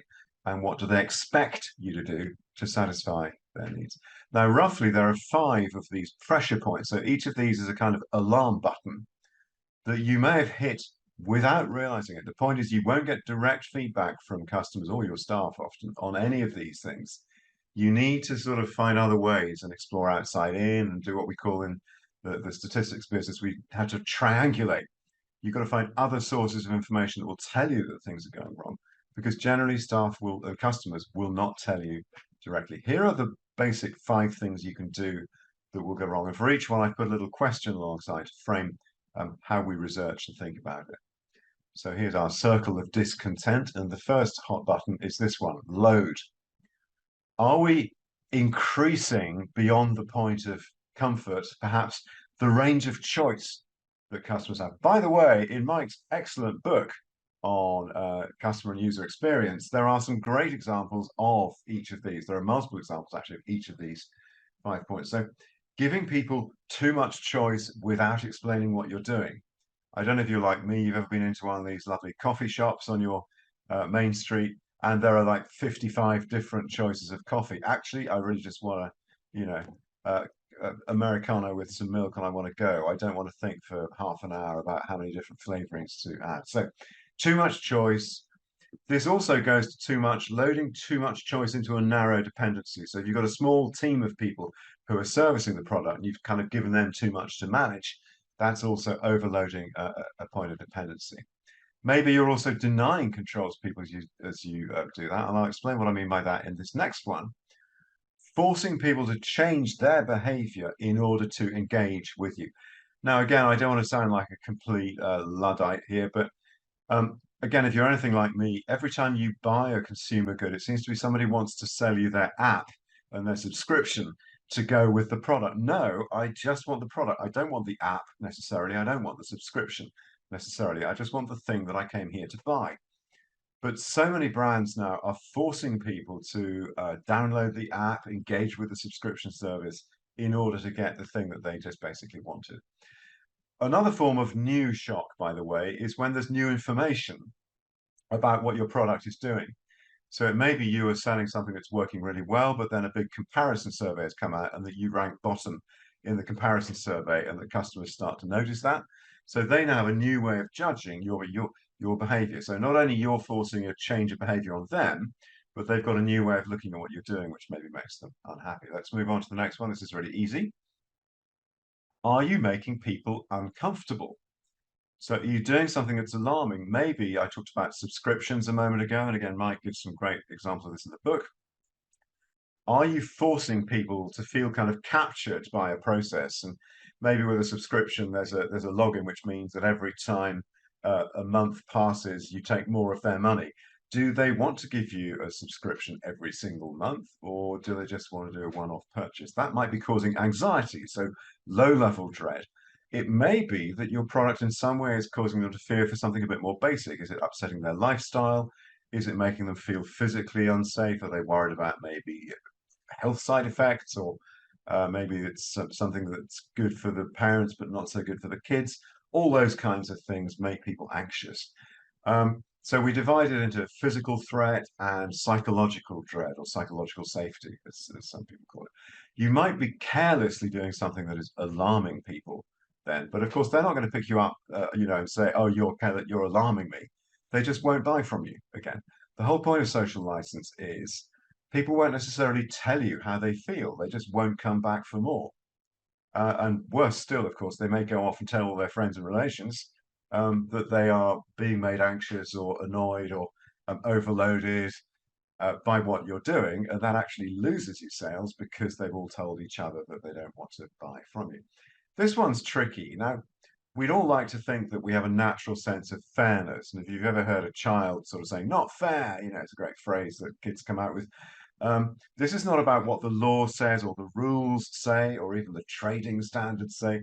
It's just a simple sense that if I'm not comfortable, if I think that there's somewhere in which you're ripping me off, or you're, to coin a phrase, you're using your privilege against me, you've got some kind of advantage, and I'm at a disadvantage because I don't quite understand what's going on here.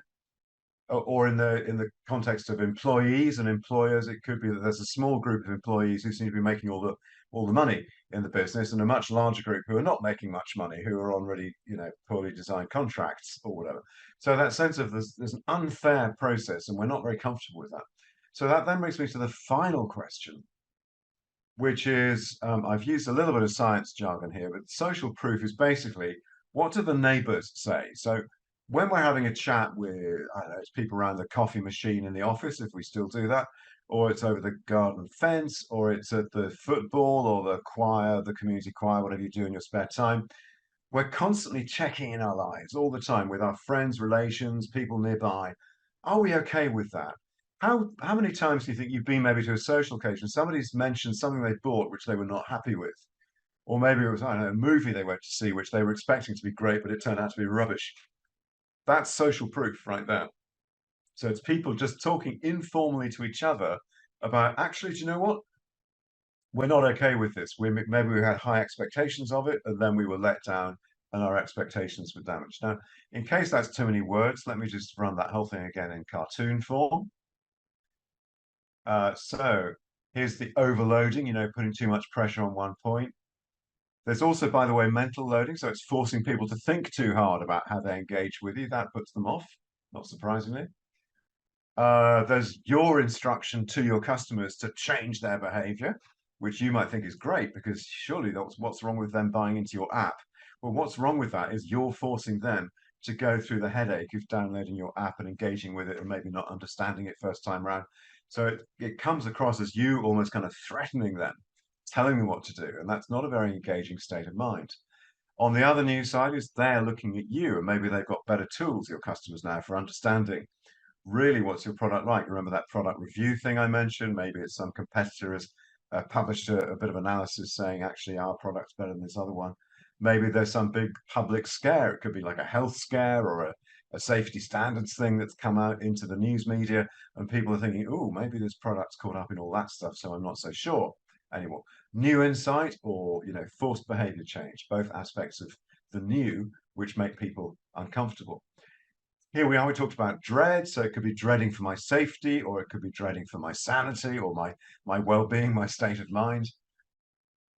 Here's two things under fairness. So the first one is, if you just look carefully there, the little gold ball, even though it's the same size as all the other steel balls on the other side, has got the unfair advantage here. So it's like saying there's like a privileged group, or there's an inside track here. Some people are getting something really good, but the rest of us ordinary customers maybe not, or the rest of us ordinary employees maybe not.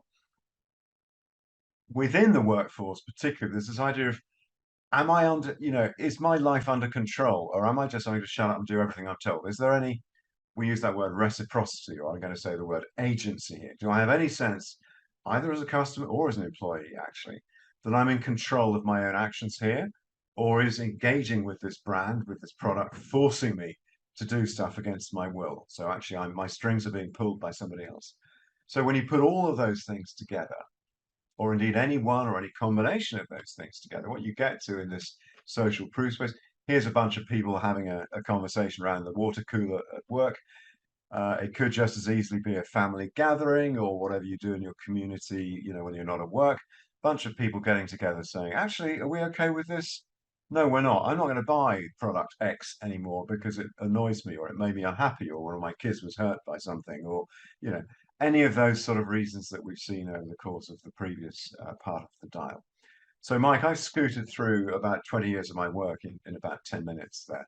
Any thoughts arising? And maybe that pings back to your case studies in the book. I was just looking at the list here of, you talk about keeping people waiting too long, or confusing them with too many choices, or having to play kind of hide and seek in order to understand how to get to grips with ordering or using the product.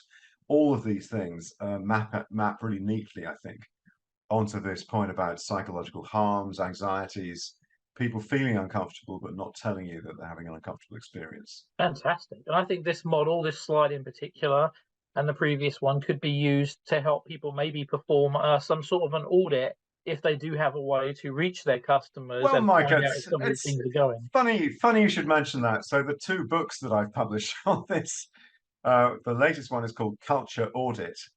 It's directed more towards business services and financial and professional people, but it's very broadly applicable. The first book, called Conduct Risk, is actually very much grounded in this behavioral lens tool. Again, for those who haven't heard this term before, conduct risk just means, are we okay with that behavior? Now, it has a very specific meaning in certain parts of business marketing.